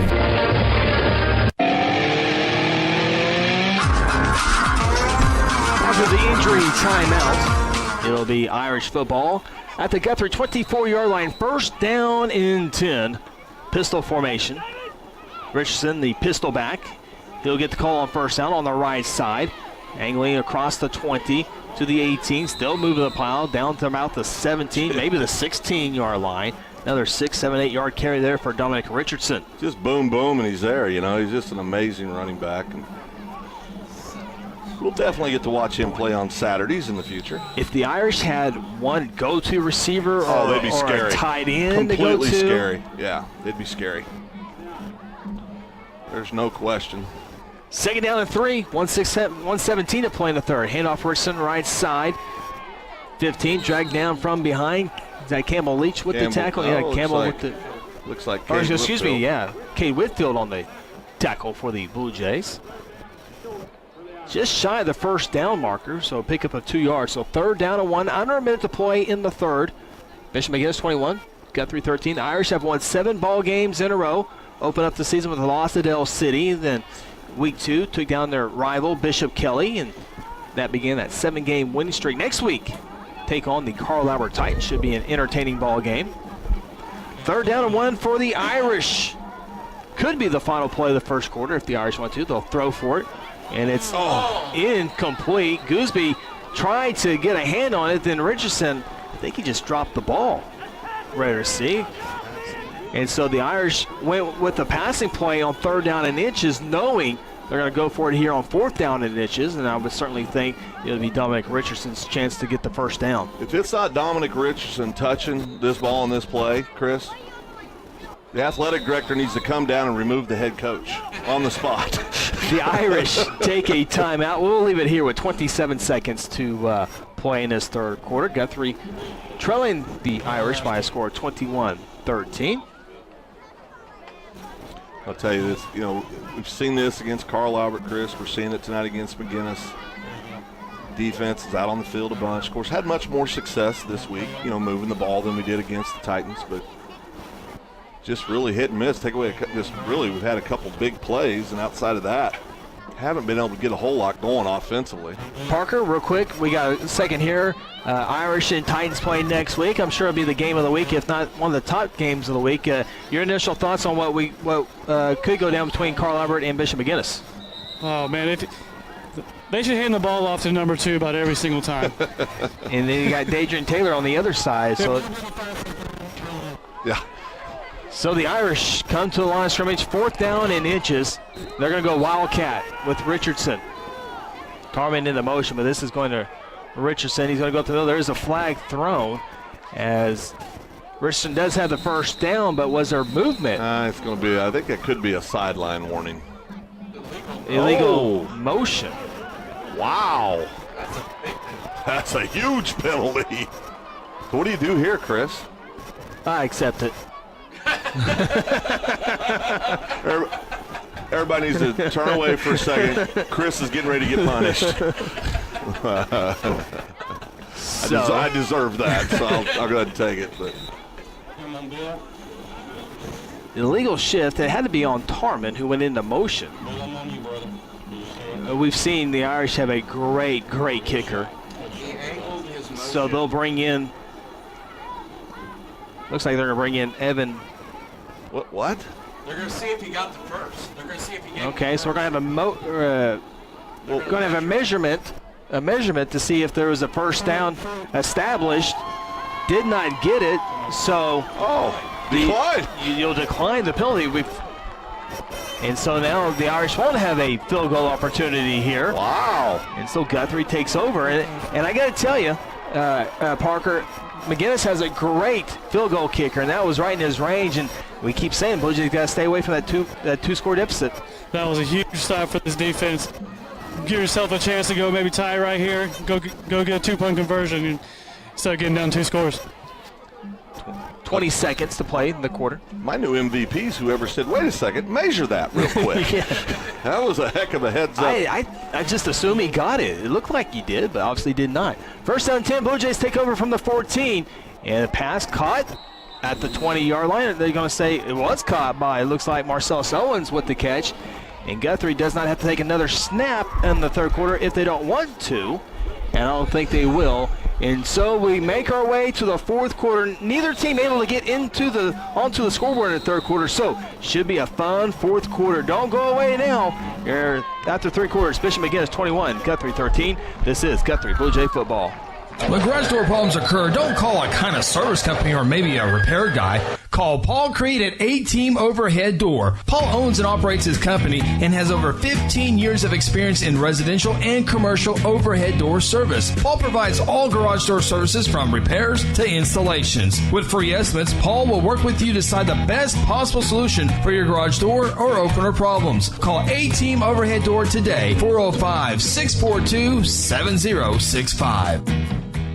Accepting the loss of a loved one is the hardest thing we will ever have to do. At Nelson Monument Company, formerly Warren Monument Company, we aim to make selecting a memorial an easy and healing process. With our compassionate service, state-of-the-art design software, and our new and improved facility, we offer the best overall experience in the industry. Nelson Monument Company, located at 5305 South Division Street in Guthrie. Give us a call at 405-282-3220. Hi, this is Asa Nelson, and from our family to yours, we would be honored to gain your trust. Friday night in the Big Town. Not quite a full moon, but pretty darn close to it here in beautiful downtown Guthrie. As we get set for fourth quarter action, Blue Jays will have the football, 2nd down and 3 from the 21-yard line. Along Kel Evans, Braden Russell, Bill Miracle, Aaron Ryburn, Craig Flick, Parker Burnett, Phil Nichols, Chris Evans with you. It was just a few of us, Chris. It was just used to be a traveling party of 3 or 4. And family used to be so much smaller. I feel like the middle child that nobody knows if he's there or not anymore. Guys, Guthrie has to be the next team to score, right? Have to be. Absolutely. Now, especially here in the fourth quarter. Blue Jays with the football, moving left to right on your radio dial. Daryl Jones back in our Stillwater studio. Can't forget about him. I'll hand it off. Reigns, nothing up the middle, so bounces to the right side. Sidesteps one defender at the 25, gets up to the 27-yard line. Close to a 6-yard pickup. A flag, though, looks like in the middle of the play. The umpire threw that flag. And if the umpire throws it, it's usually a personal foul or holding, or face mask. Could be a face mask. Well, the reaction you're getting from number 9, not very happy. And now you have the offensive players throwing their head back. Oh, yeah. On those deals. I mean, it's one thing for radio crew or fans to get upset. Yeah. Now you're starting to see the frustration on the players. Well, I got to tell you, we talked about the beginning of the game. This is one of the best crews in the state. They're not throwing they're not calling holding if there's not holding. There hasn't been very many holding penalties on the Irish offensive line. Again, the offensive line for the Irish have been good. Yeah. And I'm not saying they are holding or not holding. It's just the way it is. Yeah. So, take it back to the 17-yard line. 2nd down and 7 yards. Hand off to Marcellus, trying to get the edge, and not much there. He'll get to maybe the 20-yard line, pick up a 3. So it'll bring up 3rd down and 4 for the Blue Jays here in the fourth quarter. Guthrie Blue Jay marching band playing in the backfield. The cheerleaders here tonight as well. McGuinness does not have a band. At all? At all. They have a little pet band every now and then, but not Catholics don't like music? I mean, what's going on? Blue Jays, 3rd down and 5. From the 20-yard line, ball's on the far hash mark. 3 receiver set. Marcellus in motion, left to right. I'm sure Jackson will roll to the right. He does. Has time, nothing there though, and will take the sack. There's just not a whole lot you can say there. We're just getting beat at the point of at the line of scrimmage, and I mean you got to have time for the play to develop. But I'm telling you what, you can make all the excuses you want. We're just getting beat up front. 4th down, 12. Punting team on the field for the Blue Jays. David Vargas back at his goal line.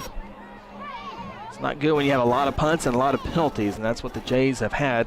Blue Jays, again, first team to score tonight, made it 7-0. Jays scored again in the second quarter. Vargas just gets this one away. A nice punt. Richardson will watch it bounce. It'll bounce into McGuinness territory. It will be down at the 45-yard line. 1st down and 10 for the Irish. 9:54 to play in the fourth quarter. 43-yard punt for David Vargas. Yeah, David is limping.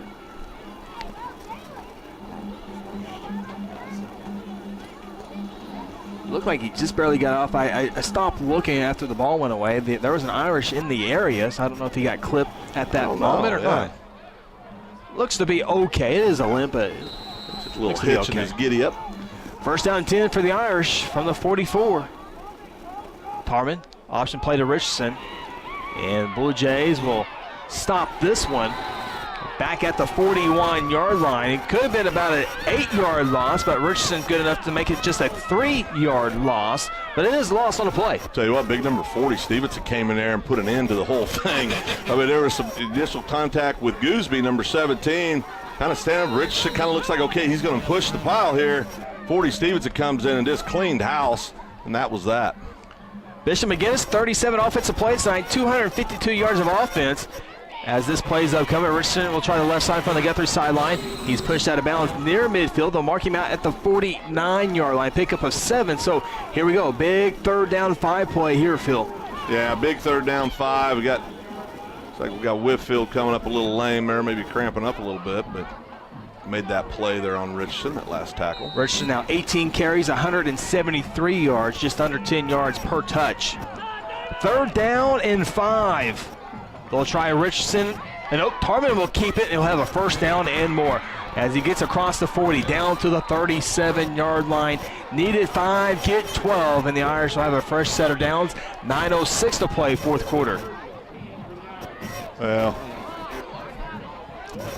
Whitfield held on to the jersey long enough for other players to come across. You got C.J. Ward not reacting the way you'd like to see him react. And he's quickly taken off the field. Now bring Kel Kaufman in. Kel Kaufman, linebacker, safety, now cornerback. 1st down and 10 from the Blue Jay 37-yard line. Tarman looking to throw, nothing there, takes off on foot and trying to outrun a couple Blue Jays and will not outrun Whitfield again as Tarman is able to get back to the line of scrimmage, no pickup. 2nd down and 10 as Tarman actually looked for another receiver outside of Richardson as he was looking down the field. Looked like he was trying to find 14 Carter Pierce, but nothing there. Might want to quit doing that. That number 2 is pretty handy, Chris. I mean, it's 4th quarter. I mean, he's pretty handy. I give him the ball and lean on him for 10 yards and take some time off the clock. 2nd down and 10, option play. Tarman will keep it, and he'll go across the 30 to the 29, pickup of 8 yards. And be 3rd down and 2, another big 3rd down play for the Blue Jays upcoming. You know, Tarman's really kind of making his presence known here in the 3rd or 4th quarter, doing a great job and setting the play up. I think number 2, unfortunately for the Jays, should be touching the ball here. McGuinness just 1 of 6 on 3rd down tries. They'll go with Tarman, and he will not get there. So the Irish are now 1 of 7 on 3rd down attempts tonight. I just do not understand the thought process of not feeding the ball to number 2. So it brings up 4th down and 3. Now do you give it to Richardson? The Irish, by the way, are 0 for 1 on 4th down tries. 4th down and 3. Option quickly to Richardson, and you have the 1st down and more across the 25 to the 20. Short 15. There is a flag down at the 23-yard line, right in front of the McGuinness bench. Clock stops with 7:05 to play in the ball game. Again, Bishop McGuinness 21, Guthrie 13. Cade Whitfield, he's been busy on this series for the Jays defense. You know, Campbell Leach got what I saw was a chop block on that last play, an uncalled chop block, and he's still not 100% trying to get himself. You can tell he's in obvious pain. Colby Miller, the referee, pushing it back, blocking the back against the Irish. So back it up to about, what are we going to call that, the 33? Have they marked it yet? Yeah, about the 30. Oh, there it is. I couldn't see the football. 33, yeah. 34. 33. So we're going to look at a 4th down and 6. Is that what we're going to call it officially? Yep. See what the Irish want to do here. They want to go for it. They got a good kicker, make it a 2-possession lead, but they want to keep the offense on the field. 4th down, and we'll call it 7. Tarman, far side, incomplete. Guthrie defense holds, and here comes the Blue Jay offense. Again, the play goes the opposite direction of Dominic Richardson. Well, I mean, I'm at an absolute loss with that play call, but I'll tell you what, good for the Jays. Jays take over on offense. We've got to go down. 7 minutes remaining in the ball game. We got to score right here, Chris. This drive, you hate to say it's now or never, but it's kind of now or never right now. Bishop McGuinness 2 of 12 passing on the night. Now, I mean, if you ask Coach Kelly Beebe on Monday, hey, it's 21-13, 7 minutes to go in the fourth quarter, and your team has the ball on offense, I think he'd probably take it right now. Yeah, no doubt about it. And just a big-time series for the Jays. Jackson wants to throw. Nothing there. Flushed out of the pocket. He'll take off and will be pushed out of bounds into the McGuinness sideline across the 35-yard line. Getting a little chippy out there. Officials do a good job getting in the middle of that. By the way, our good friend Jacob Unruh picked the game 21-17 Irish. Looking pretty smart right now, Jacob is. I like Jacob. I'm okay when he's right. We got the A-team, Mr. Kemp, behind us with the Oklahoman tonight. I'm just glad, man. Every time, now that I met him, when Jacob comes, I'm going to feel like we got the JV here. Yeah, Adam Kemp with the Oklahoma. Adam's doing a great job. 2nd down and 7. Irish take a timeout. We'll do the same thing with them. 6:53 to play in the fourth quarter. Blue Jays trying to tie this one up. Down 8, though, 21-13. This is Guthrie Blue Jay football. Hey, Blue Jay fans, Eskridge Chevrolet is a proud supporter of Guthrie High School sports. This season, Eskridge Chevrolet at I-35 in Guthrie is cheering you the whole way and will help you score a game-winning deal in getting the new or used vehicle that you need. Don't worry about your credit history. Eskridge Chevy can get you approved. Come see us at Eskridge Chevrolet, just a short drive to I-35 in the Guthrie exit on Division Street. Call 1-800-NEW-CHEVY or visit EskridgeChevy.com. Sonic has every slush flavor someone could ever want. This is basically slush headquarters. Where sour blue raspberry plans world domination. Well, not if Lemonberry has anything to say about it. Oh, Lemonberry, you're already sour. Come to the sour side. Never. I'll never join you. Refreshment just got colorful with new slush flavors like blue raspberry made with Nerds candy. And start your day with the 99-cent morning drink stop. Sonic at I-35 and Highway 33. This is how you Sonic.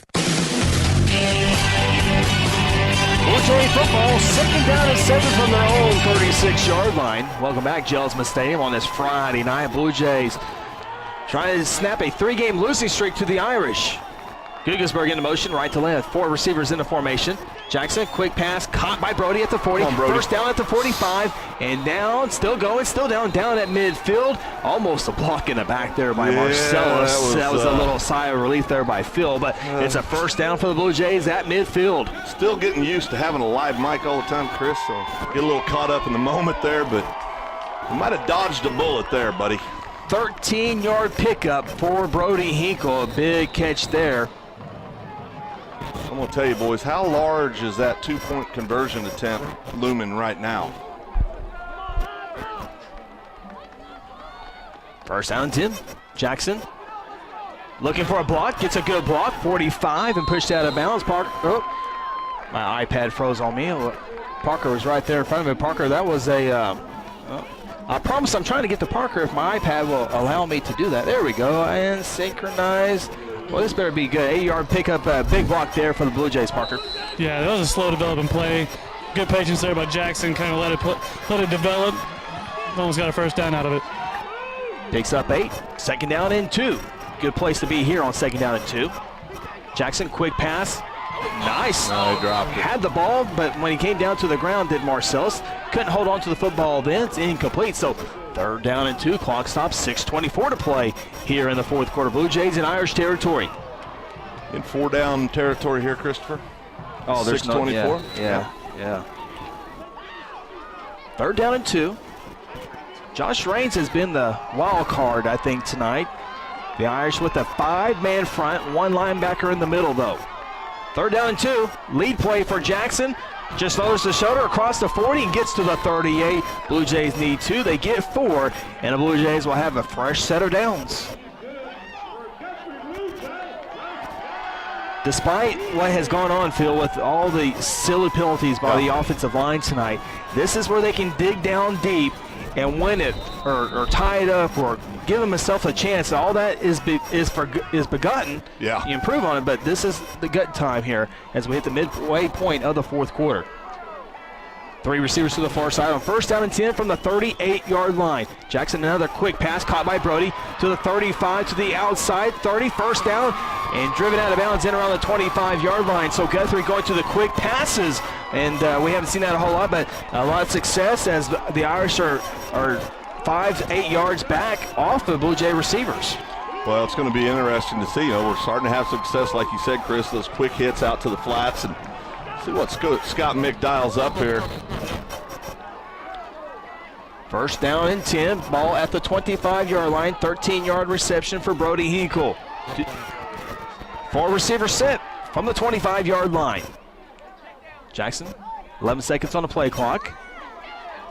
Trying to get his offense. I don't think they got enough players on the field. Snap it anyway, right? 2 seconds, 1 second. There's a snap. Option play. Jackson will keep it and will get back. Maybe he lost a yard, so second down 11. I don't think the Jays had enough players or didn't have the right set. Well, I don't see anybody coming off. I see 10. 2, 4, 6, 8, 10, 11. Okay. So it just didn't line up right.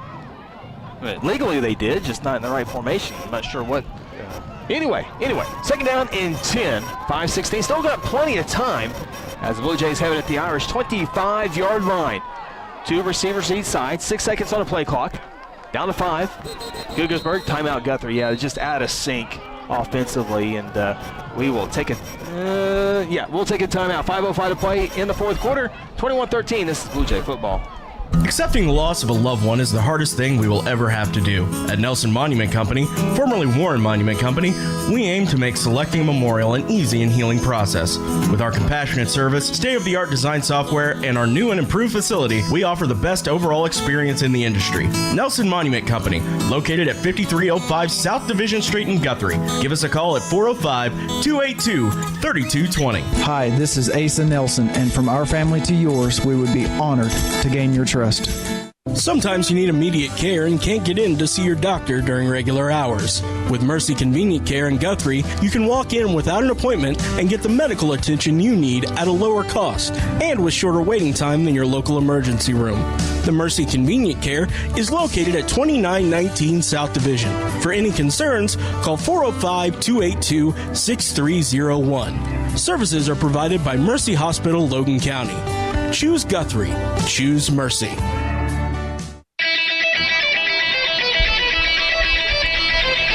Second down and 10 for the Blue Jays from the 25-yard line. 4 receiver set. Hand off to Josh Rain. Stuffed. Absolutely stuffed. Obviously 4 down territory here. Josh was able to get back to the line of scrimmage.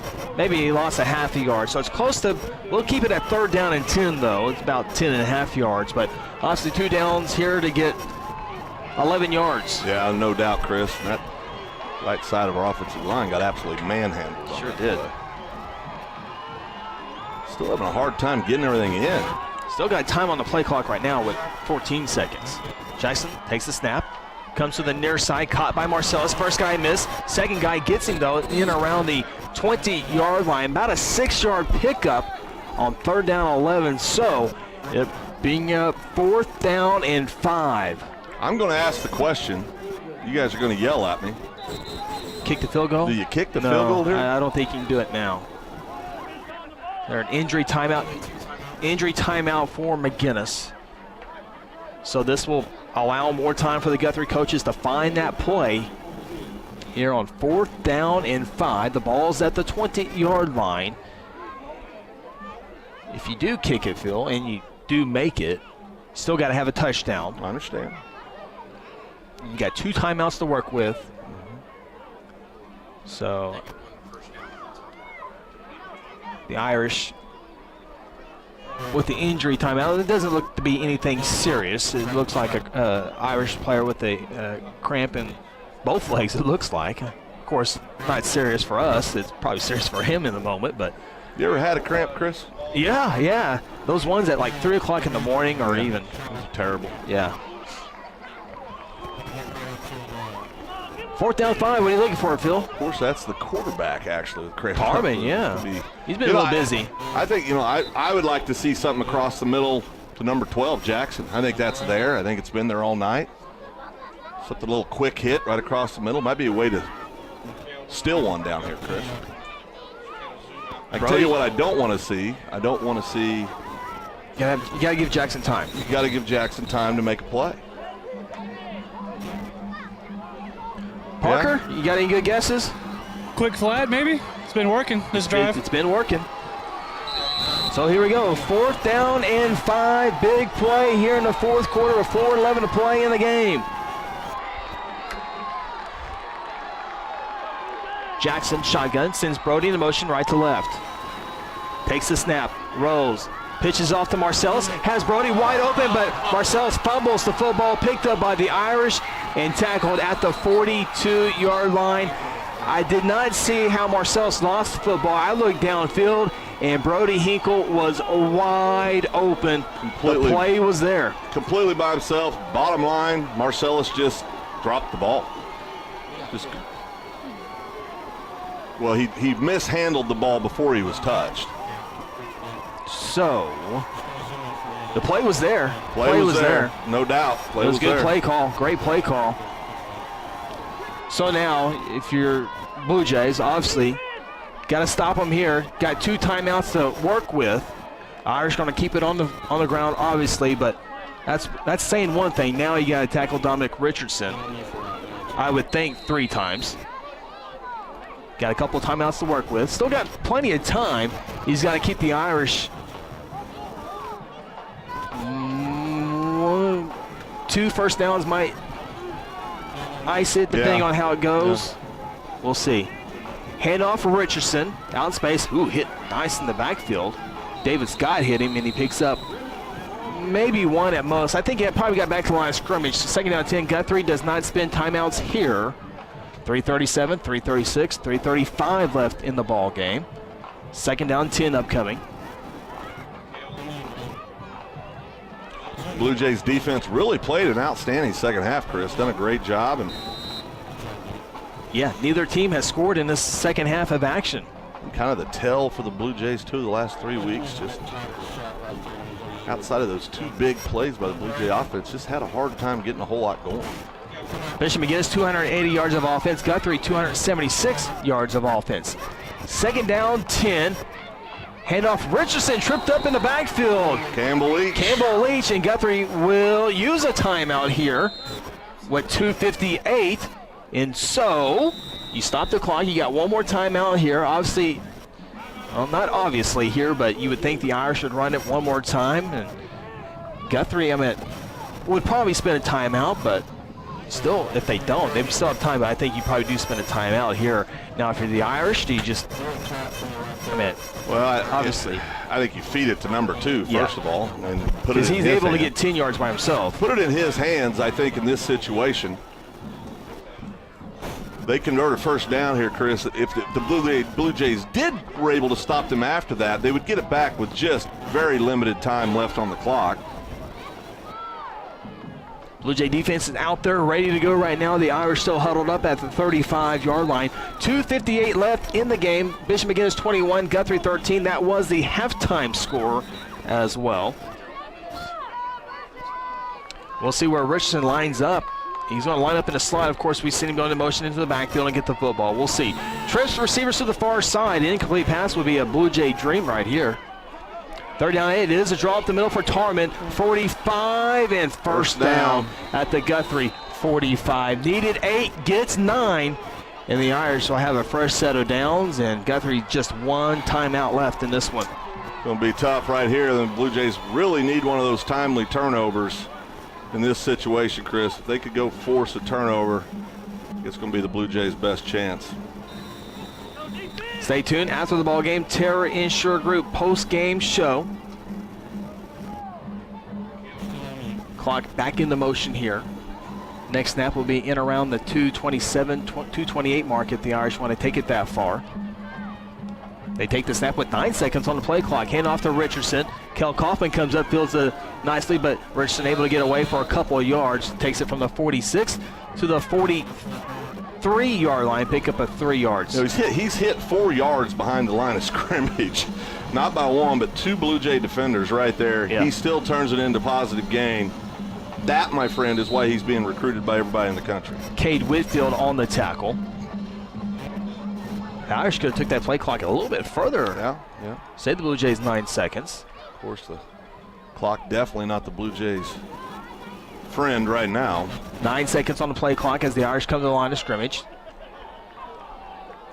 5 seconds. Snap at 2 seconds. Handoff Richardson up the middle. 40, 35, 30, 25, 20, 15, 10. Touchdown Richardson. And that one will seal the deal more than likely here in Jelsma. Dominic Richardson with a 43-yard touchdown run, his first rushing touchdown of the night. That'll put him over 200 yards for the night, Chris. And, man, you could see it. The second he got just a little bit of daylight, we all knew it's a ball game. And Blue Jays have battled the whole second half, done a great job containing. And as you have when you have a superstar player that's explosive like that, things can turn quick. Irish on for the PAT. Snap, hold, kick, up, and it's good. 28-13, 1:41 left to play in the ballgame. Timeout from Jelsma. This is Guthrie Blue Jay football. Hello, Blue Jay family. I'm Pastor Hetty. I want to invite you to North Church Guthrie, where you can expect fun, Bible-centered kids and student ministries, life-giving groups, engaging worship, and powerful messages. I would love to see you and your family at North Church Guthrie this Sunday at 9:30 or 11 a.m. at Guthrie Upper Elementary School, where our vision is to love God, love people, and follow Jesus. And remember, God loves you, and go win. For decades, Guthrie Athletics has been a source of pride in the Guthrie community. Hi, I'm Merritt Roberts, and I've been a Blue Jay supporter and Farm Bureau agent for many, many years. I want to wish all the Guthrie student athletes not only a great season on the field, course, track, or court, but in the classroom as well. If integrity, honesty, and accessibility are important to you, call Farm Bureau at 620-4920 and ask for Merritt. I would welcome the opportunity to give you a professional evaluation of your insurance needs, or simply stop by and let's talk about the Jays. Bishop McGuinness slams the dagger in this one. 5-play, 57-yard drive. 43-yard touchdown run by Dominic Richardson, his first rushing touchdown of the night. At your John Vance Motor scoring summary, Irish kicked this one off right to left. Filled it at the 20-yard line by Marcellus. To the 25, center field to the 30, 35, and down at the 36-yard line. Blue Jays take over first down and 10. So the first team to score here in the second half is the Bishop McGuinness Fighting Irish. Irish have actually scored the last 2 touchdowns in this ball game. Well, I think, we talked about it, Chris. We said first team to score probably. We said the Blue Jays needed to be the first team to score. And unfortunately, they had their opportunities, Chris. Their opportunities on that botched punt. And just weren't able to put it all together. Pass caught by Marcellus at the 39, just a 3-yard pickup. And did get out of bounds. Stops the clock with 1:31. Stay tuned to our Insure Group post-game show. We'll have our Guthrie North Church player of the game. We decided it will be a defensive player.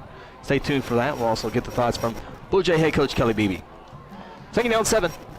Twin receivers east side.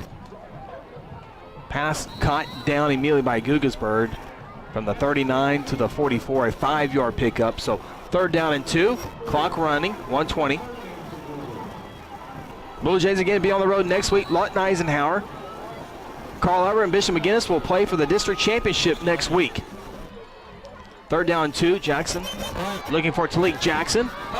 It's incomplete at the 35-yard line through the hands of Talik. It'll bring up fourth down 2. 66 seconds to play in the ball game.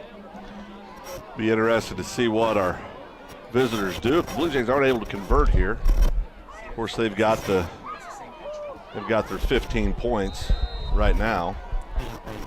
So fourth down 2. First down caught by Brody. Yeah, I mean, he had him under district points, but really I don't think that's not going to be a factor. No. Piedmont Woodward, if they win tonight like they're supposed to, they'll play for that 4th place next week. So the Blue Jays appear they will be on the road for the first round of the playoffs. 61 seconds go here. Jackson takes the snap on first down, wanting to throw. Reverses his path, gets the midfield, 45, and flags thrown as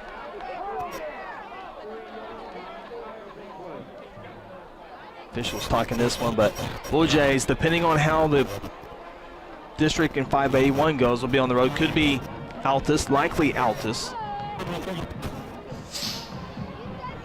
Duncan still has a fighting chance, but last time we saw they were down. We'll see how that plays out, though. Personal foul, face mask on the Irish. Jays need to hurry up and get up on the line of scrimmage. Of course, Jays score here real quick. Onside kick. Weirder things have happened. First down 10. Take a shot at the end zone. Jackson takes the snap.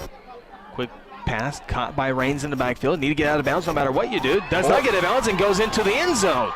Touchdown, Josh Raines. Or the end zone.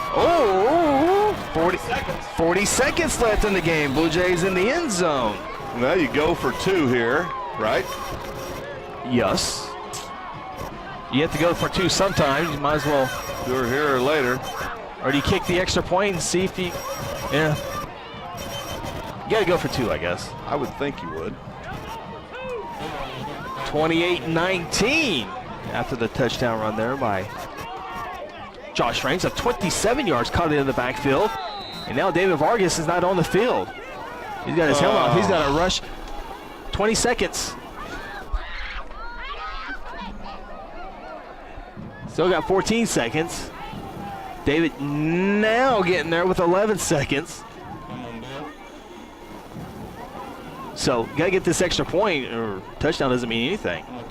Got to go for 2 eventually, but Jays are hoping it's the next one. The extra point is good. You got to love kickers, right? 28-20, 40 seconds to play. Blue Jays onside kick upcoming. Don't go away. This is Blue Jay football. It's a beautiful day to introduce people to the golden goodness of Golden Chick. So this is your first time you had Golden Chick. What do you think? Absolutely delicious. These are 100% tenderloin, no mystery meat. I love them. They're so juicy and tender. How long do you think it takes to marinate a perfect piece of chicken? Probably 20 minutes. Yeah, about 20. An hour? What if I told you 24 hours? Wow. I feel like one of those infomercial guys. But wait, there's more time marinating the chicken. One taste, and you're golden. Golden Chick. Come on, I need this back. Okay. F&M Bank is a neighborhood bank with 8 branches and 17 ATM locations across 4 counties in central Oklahoma. F&M Bank can help you with all of your personal, business, and agricultural banking needs, or simply add efficiency to your business. Check out F&M Bank with online and mobile banking at www.fmbankok.com or download their app and have all of their services in the palm of your hand. F&M Bank is a neighbor you can count on. F&M Bank, member FDIC. Well, not so fast. Blue Jays, 27-yard touchdown pass. Jackson Waddell to Josh Raines makes it a 28-20 ball game.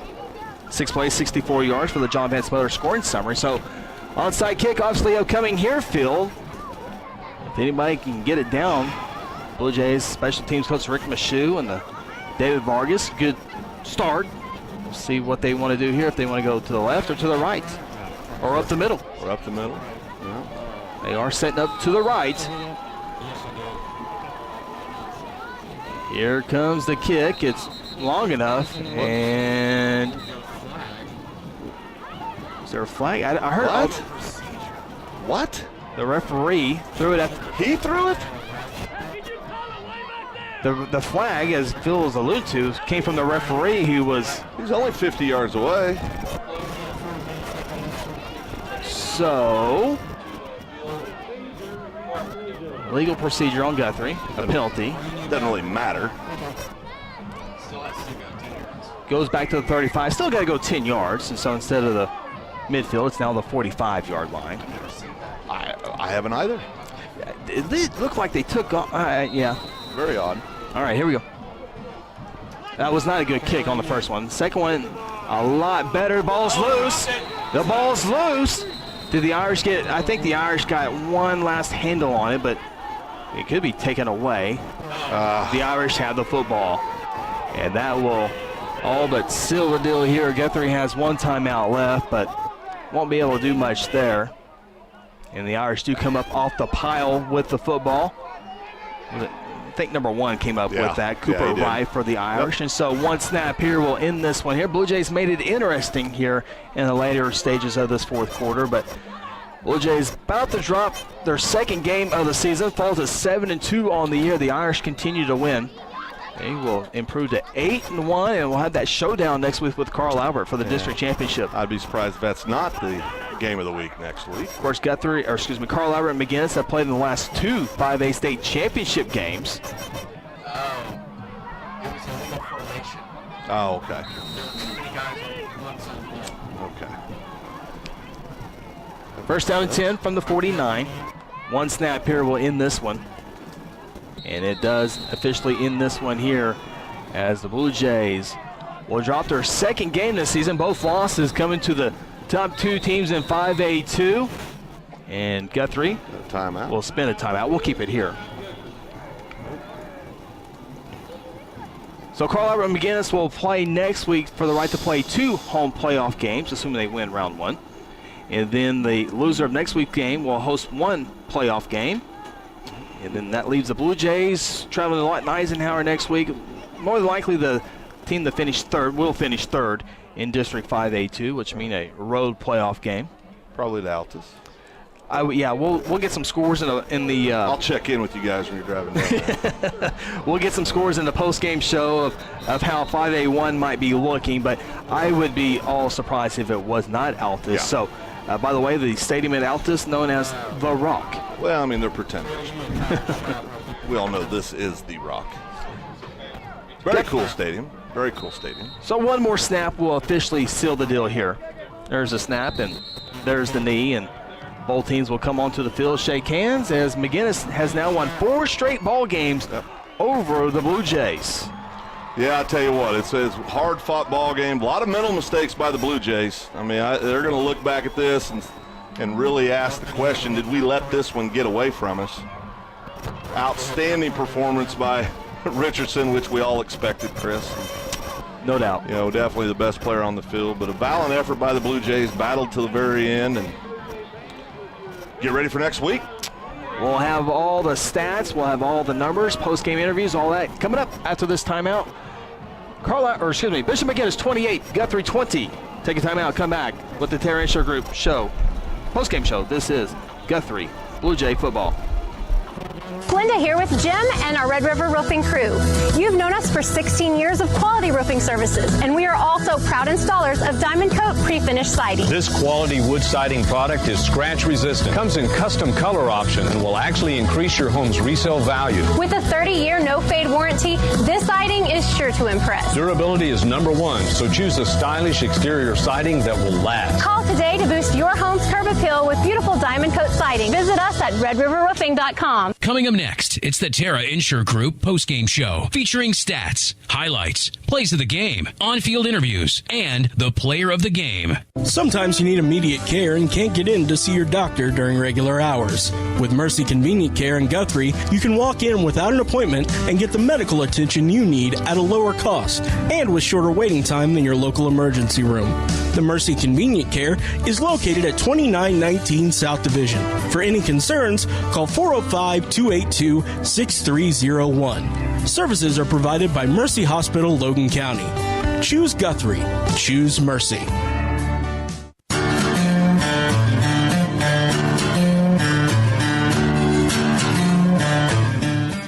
Welcome back, welcome back inside the Terra Insure Group postgame show. Bishop McGuinness comes into Gelsman Stadium and takes down the Blue Jays in a 28-20 contest. It was 21-13 at halftime. Neither team able to score in the third quarter.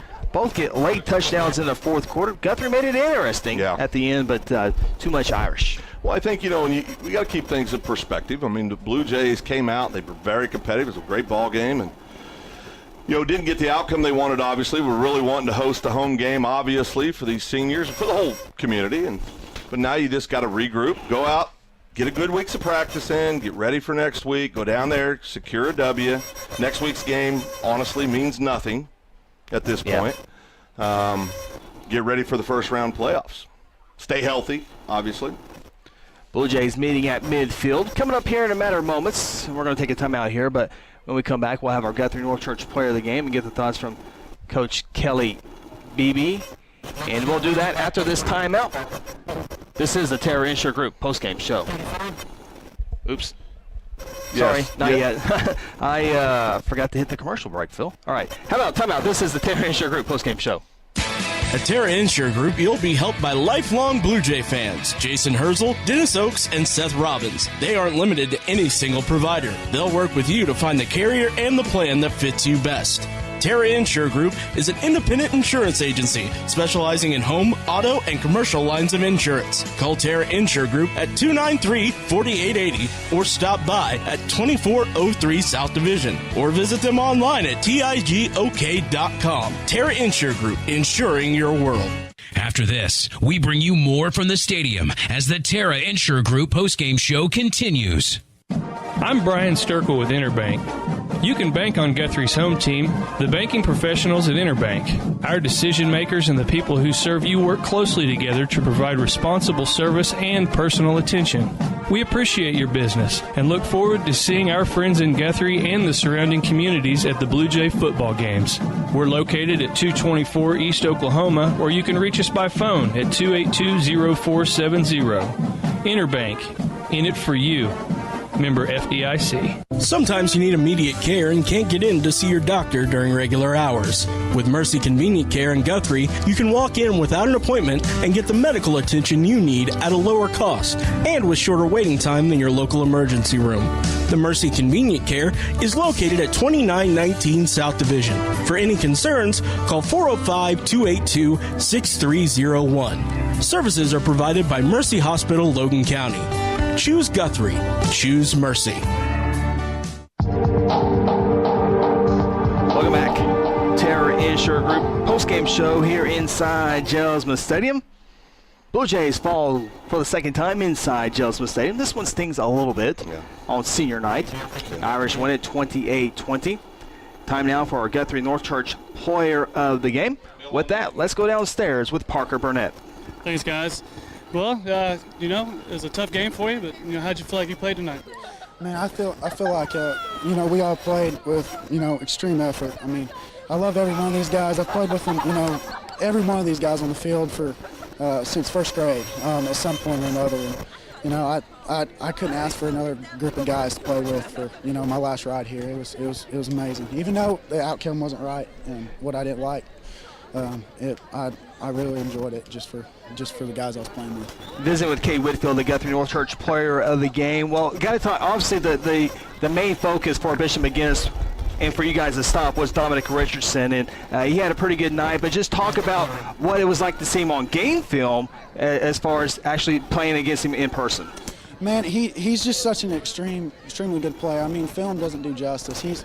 He reads those holes and those keys just extremely well, and he's a hell of a back. And it was a tough matchup, and I feel like all of our guys, Ryan, David Scott, Chase, Dominic, we had Hunter in there coming in a little bit too for Campbell. We all adjusted to it, I think, pretty well, and it just came down to just a couple plays. That's all it is, and that's how it is in these tough games like this. Just a couple plays. Cade, Phil here. First of all, congratulations, Cade. You could have been named Player of the Week any number of weeks this year. Had an outstanding senior campaign. And just congratulations to you for that. But this is behind us now. We know where we're setting. Next week is next week. We know we're going to come in at that number 3 spot. In district play. Talk about that preparation, and really, guys, you're likely going to finish 8-2. Much different feeling this year than last year. Just talk about how this team's came together this year and really matured in many, many ways. Man, it started, during summer weights. We were working, against every team that we faced all summer long. Just preparing, watching film, and I think we're. Pre-prepared. We gelled like crazy. I mean, it's completely different from last year. I mean, we all trust each other. I mean, we hang out with each other off the field, and we're just like a family out here, and we play like a family. And so, looking forward to next week. We just gotta watch film.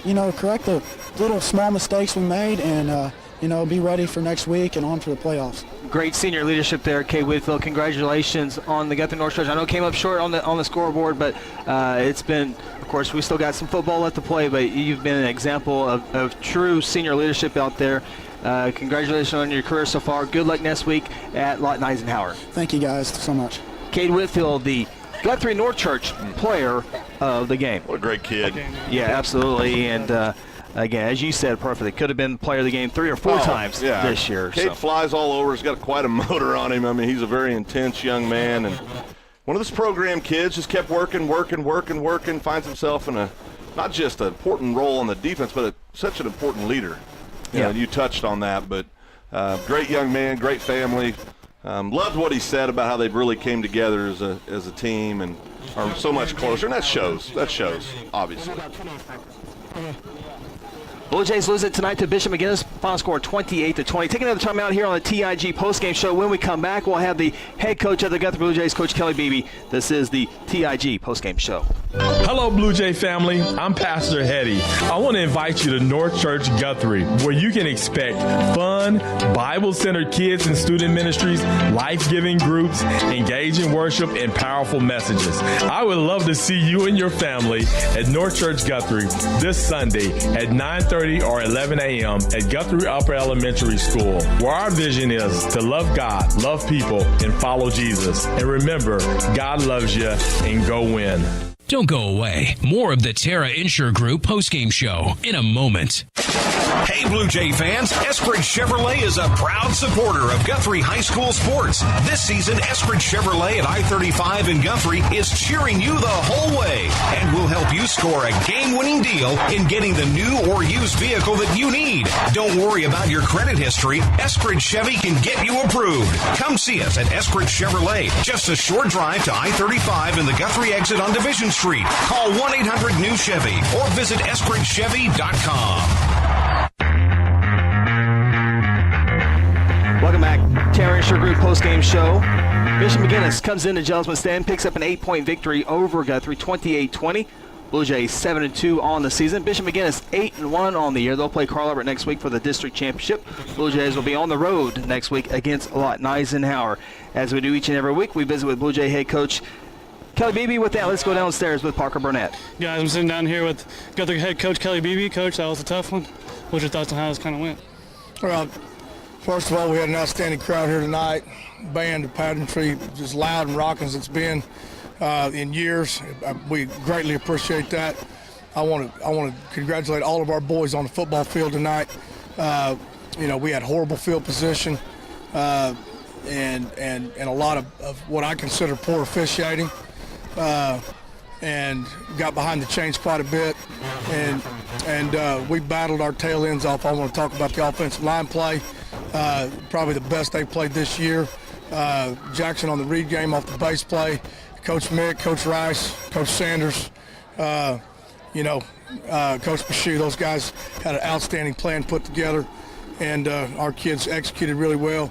The other side of the ball, McGuinness is a one-man show with the Richardson kid. You take him off the field, and I don't know if they can get a first down. Yeah. So he better stay healthy for him. They're a scrappy ball club. They played hard, but he's obviously the difference in this game. Pretty gut-wrenching right now. David gave us a chance to get that onside at the end. We scrapped for it.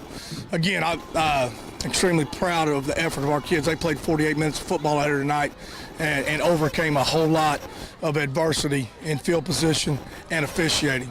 And you guys know me. Yeah. I've been here a long time. And I usually don't talk like this, but for our kids to have a chance to win that thing at the end is a credit to their position coaches. I've already mentioned the offensive staff, Coach Woodard, Coach Young, Coach Harmon. On defense, they had those kids ready to go and made the adjustments throughout the game. And our kids put in a four-quarter effort that I think our Guthrie fans could be proud of. Absolutely. It was all surrounded by Dominic Richardson. That was no surprise, but you guys flew around to him several times. He's such a great athlete. After contact, we've seen speed, power, stiff arm. He kind of does everything, but your guys were flying around the football the entire night. Yeah, he went off for a couple hundred yards, but I thought you guys put him behind the chains a few times and put yourself in a good position. Well, they're having to, run wheel routes out of the backfield and double reverse passes and throw back to the quarterbacks and they're an intelligent bunch, and they do a good job, those kind of things. But obviously, he's their ball club, and he was one touchdown better than us tonight.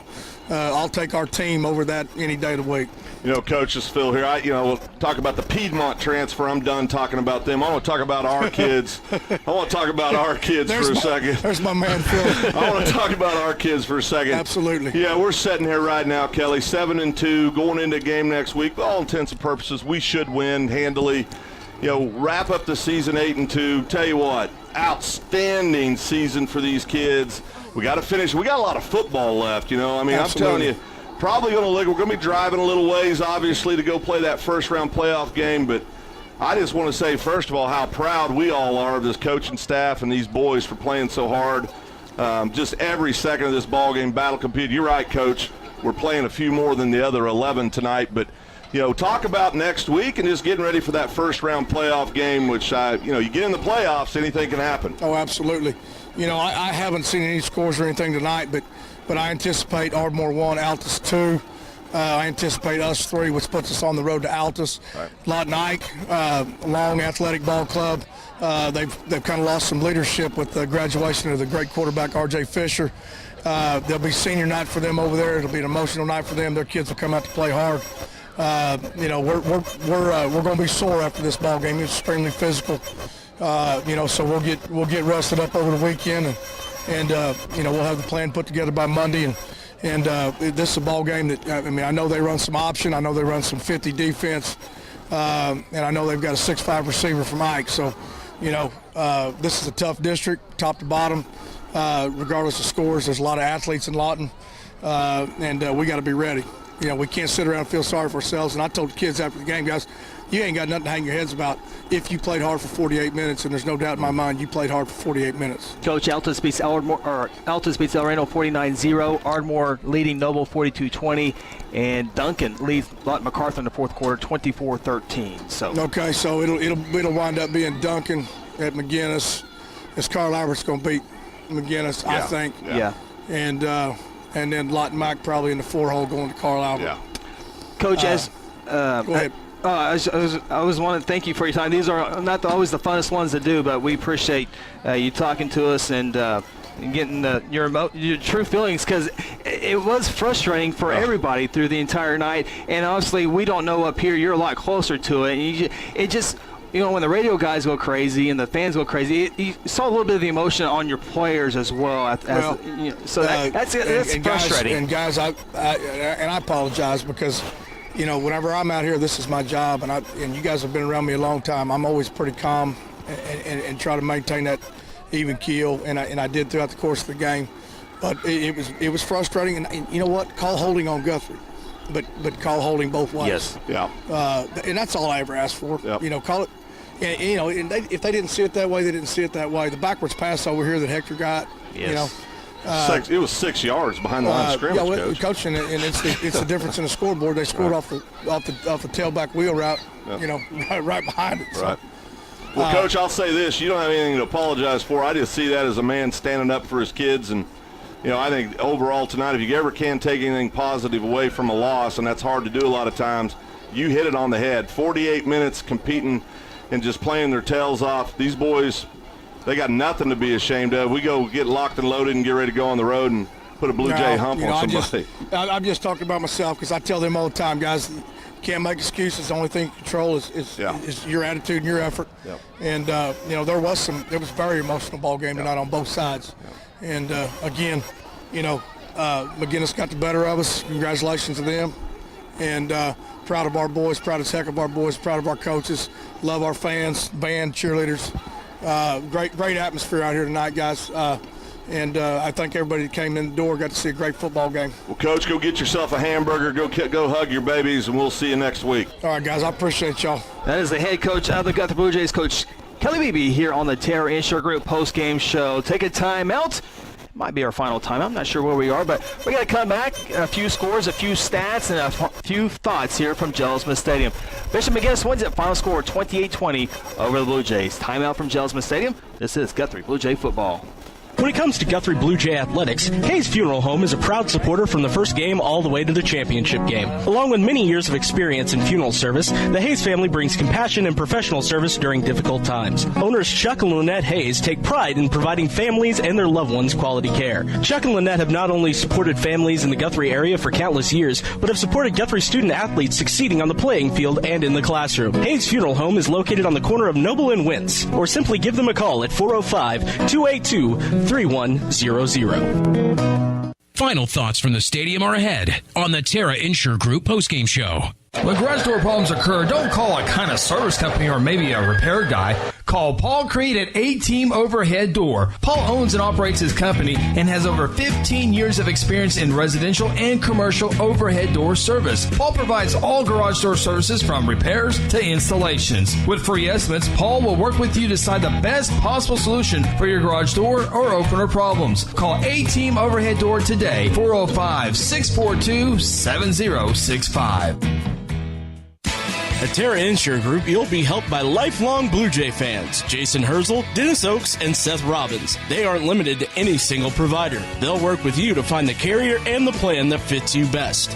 Terra Insure Group is an independent insurance agency specializing in home, auto, and commercial lines of insurance. Call Terra Insure Group at 293-4880 or stop by at 2403 South Division or visit them online at tigok.com. Terra Insure Group, insuring your world.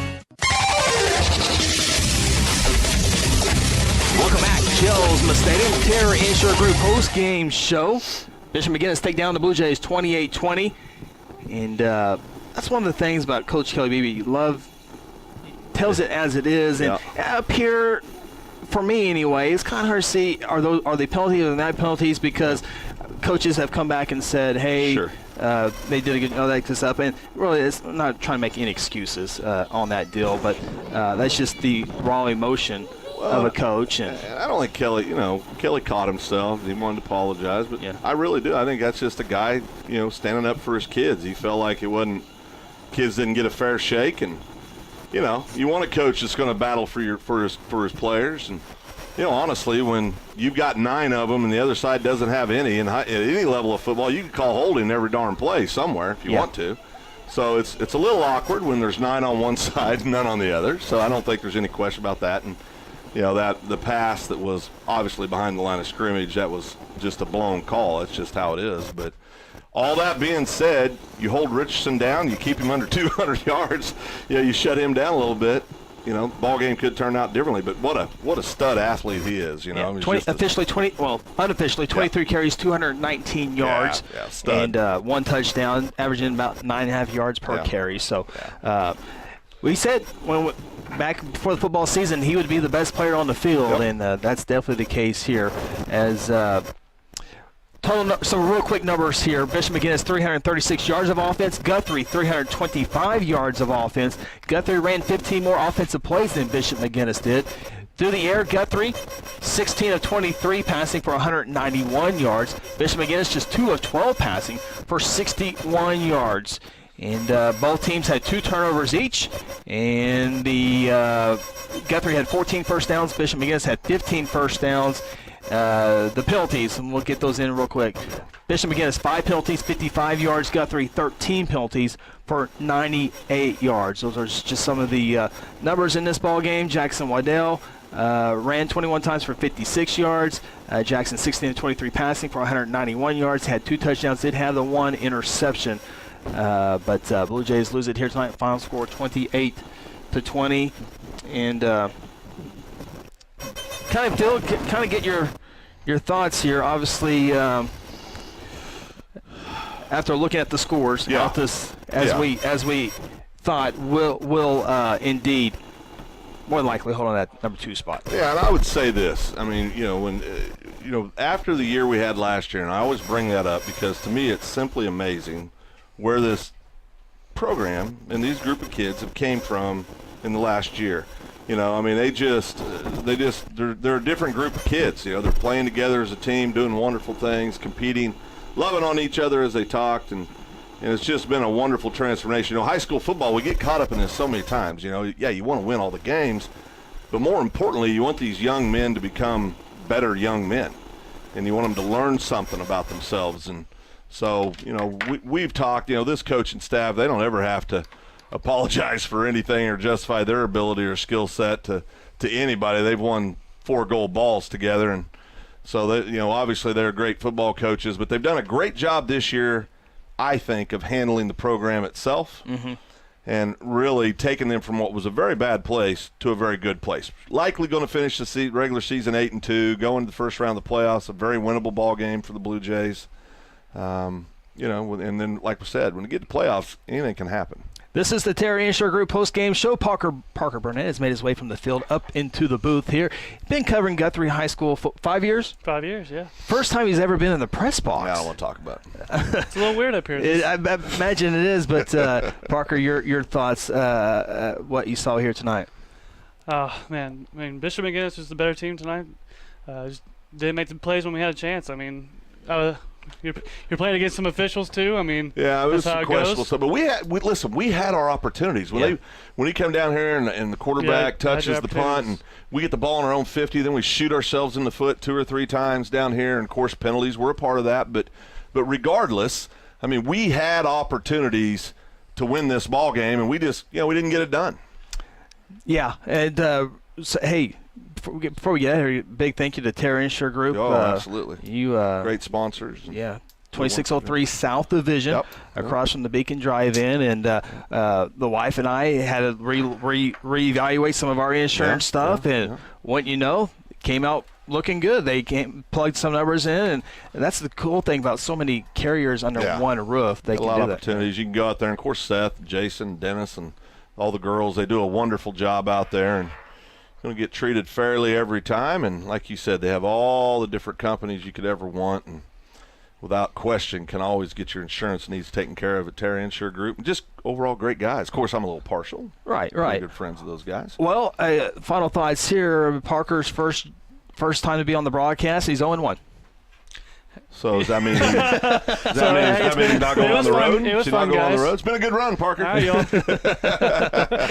But no, Parker, great job. Yeah, great job. We'll have him on as much as he wants to be on. Yeah. So, but again, final score: Bishop McGuinness 28, Guthrie 20. Our next broadcast 1 week from tonight. Blue Jays travel to Lawton Eisenhower. Kickoff 7 o'clock. Our pregame show will begin at 6:30. So, guys, it was. For the video broadcast, we had camera down the field, and there was, not near perfect, but it was pretty darn good for our first outing. Good. So, now, does Parker know we leave about 10 a.m. for these road games? Is that for Altus? For anywhere, Parker. We left at 11 o'clock to go to Northwest Class. Wow. I'm catching a ride, though. I'm not driving to Altus. So. Last time, one of the last road trips you took last year, you got your car totaled. Yeah, good old deer jumped out in front of me. I had a flat tire. We want to talk about that? I mean, that almost ended us. Touch and go. Tire. It was touch and go. Yeah. well, when we make the trip to Lawton, I promise we won't have this much equipment. So. Better not. Parker's going to be riding on the hood. That's a long drive. All right. Well, exit stage left. I got a list of people I got to thank here. Of course, Daryl Jones back in our Stillwater studio did a great job. Our 3 camera crew, great job for our video feed. Yeah. Kel Evans, Braden Russell, and Bill Miracle. The sideline camera was a big addition tonight, and get to see some of the cool angles that we never get to see before. And it was not a perfect night video-wise, but hey, we never went off the air. That's always a good thing. And so we just continue to try to add for that home experience. We invite you all next week, though, to Lawton Eisenhower. Can't make the trip. We'll have the broadcast with our pregame show beginning at 6:30. Mention the camera crew. Can't forget Aaron Ryburn producing all this, getting everybody in the right spot. Of course, Parker Burnett down on the sideline. Did a great job. So overall, great job. Unfortunately, the Blue Jays come up on the losing end. They now fall to 7-2 overall. Bishop McGuinness improves to 8-1. Again, Bishop McGuinness and Carl Albert will fight for the district championship next week. The loser of that game will finish second in the district. Blue Jays are third. And then the 4th spot in the district will come down, assuming Piedmont and Woodward took care of business tonight. It will be that matchup in Week 10. I think Woodward's going to Piedmont. The winner of that game is in the playoffs. The loser is out of the playoffs. And we'll have more playoff scenarios, all that coming up later this week. Final score for the final time tonight from Guthrie, Oklahoma on senior night. Bishop McGuinness 28, Guthrie 20. Hope you enjoyed the broadcast. We'll talk to you next week. Have a great weekend, and as always, go Blue Jays. You've been listening to Guthrie Bluejay Football, home of the 4-time state champions on the Guthrie Radio Network. Guthrie Football 2018 is brought to you by Interbank, strengthening our communities through community banking. Golden Chick, the original and still the best. Terra Insure Group, insuring your world. John Vance Auto Group, where it's comfortable to buy a car. Guthrie North Church, love God, love people, follow Jesus. Mercy Hospital, Logan County, your life is our life's work. And Eskridge Chevrolet, a name you can trust for over 50 years. Guthrie Bluejay Football is also brought to you by F&M Bank, Guthrie Tag Agency, A-Team Overhead Door, Nelson Monument Company, Hayes Funeral Home, Sonic at I-35 and Highway 33, Red River Roofing, and Merritt Roberts Farm Bureau, Oklahoma.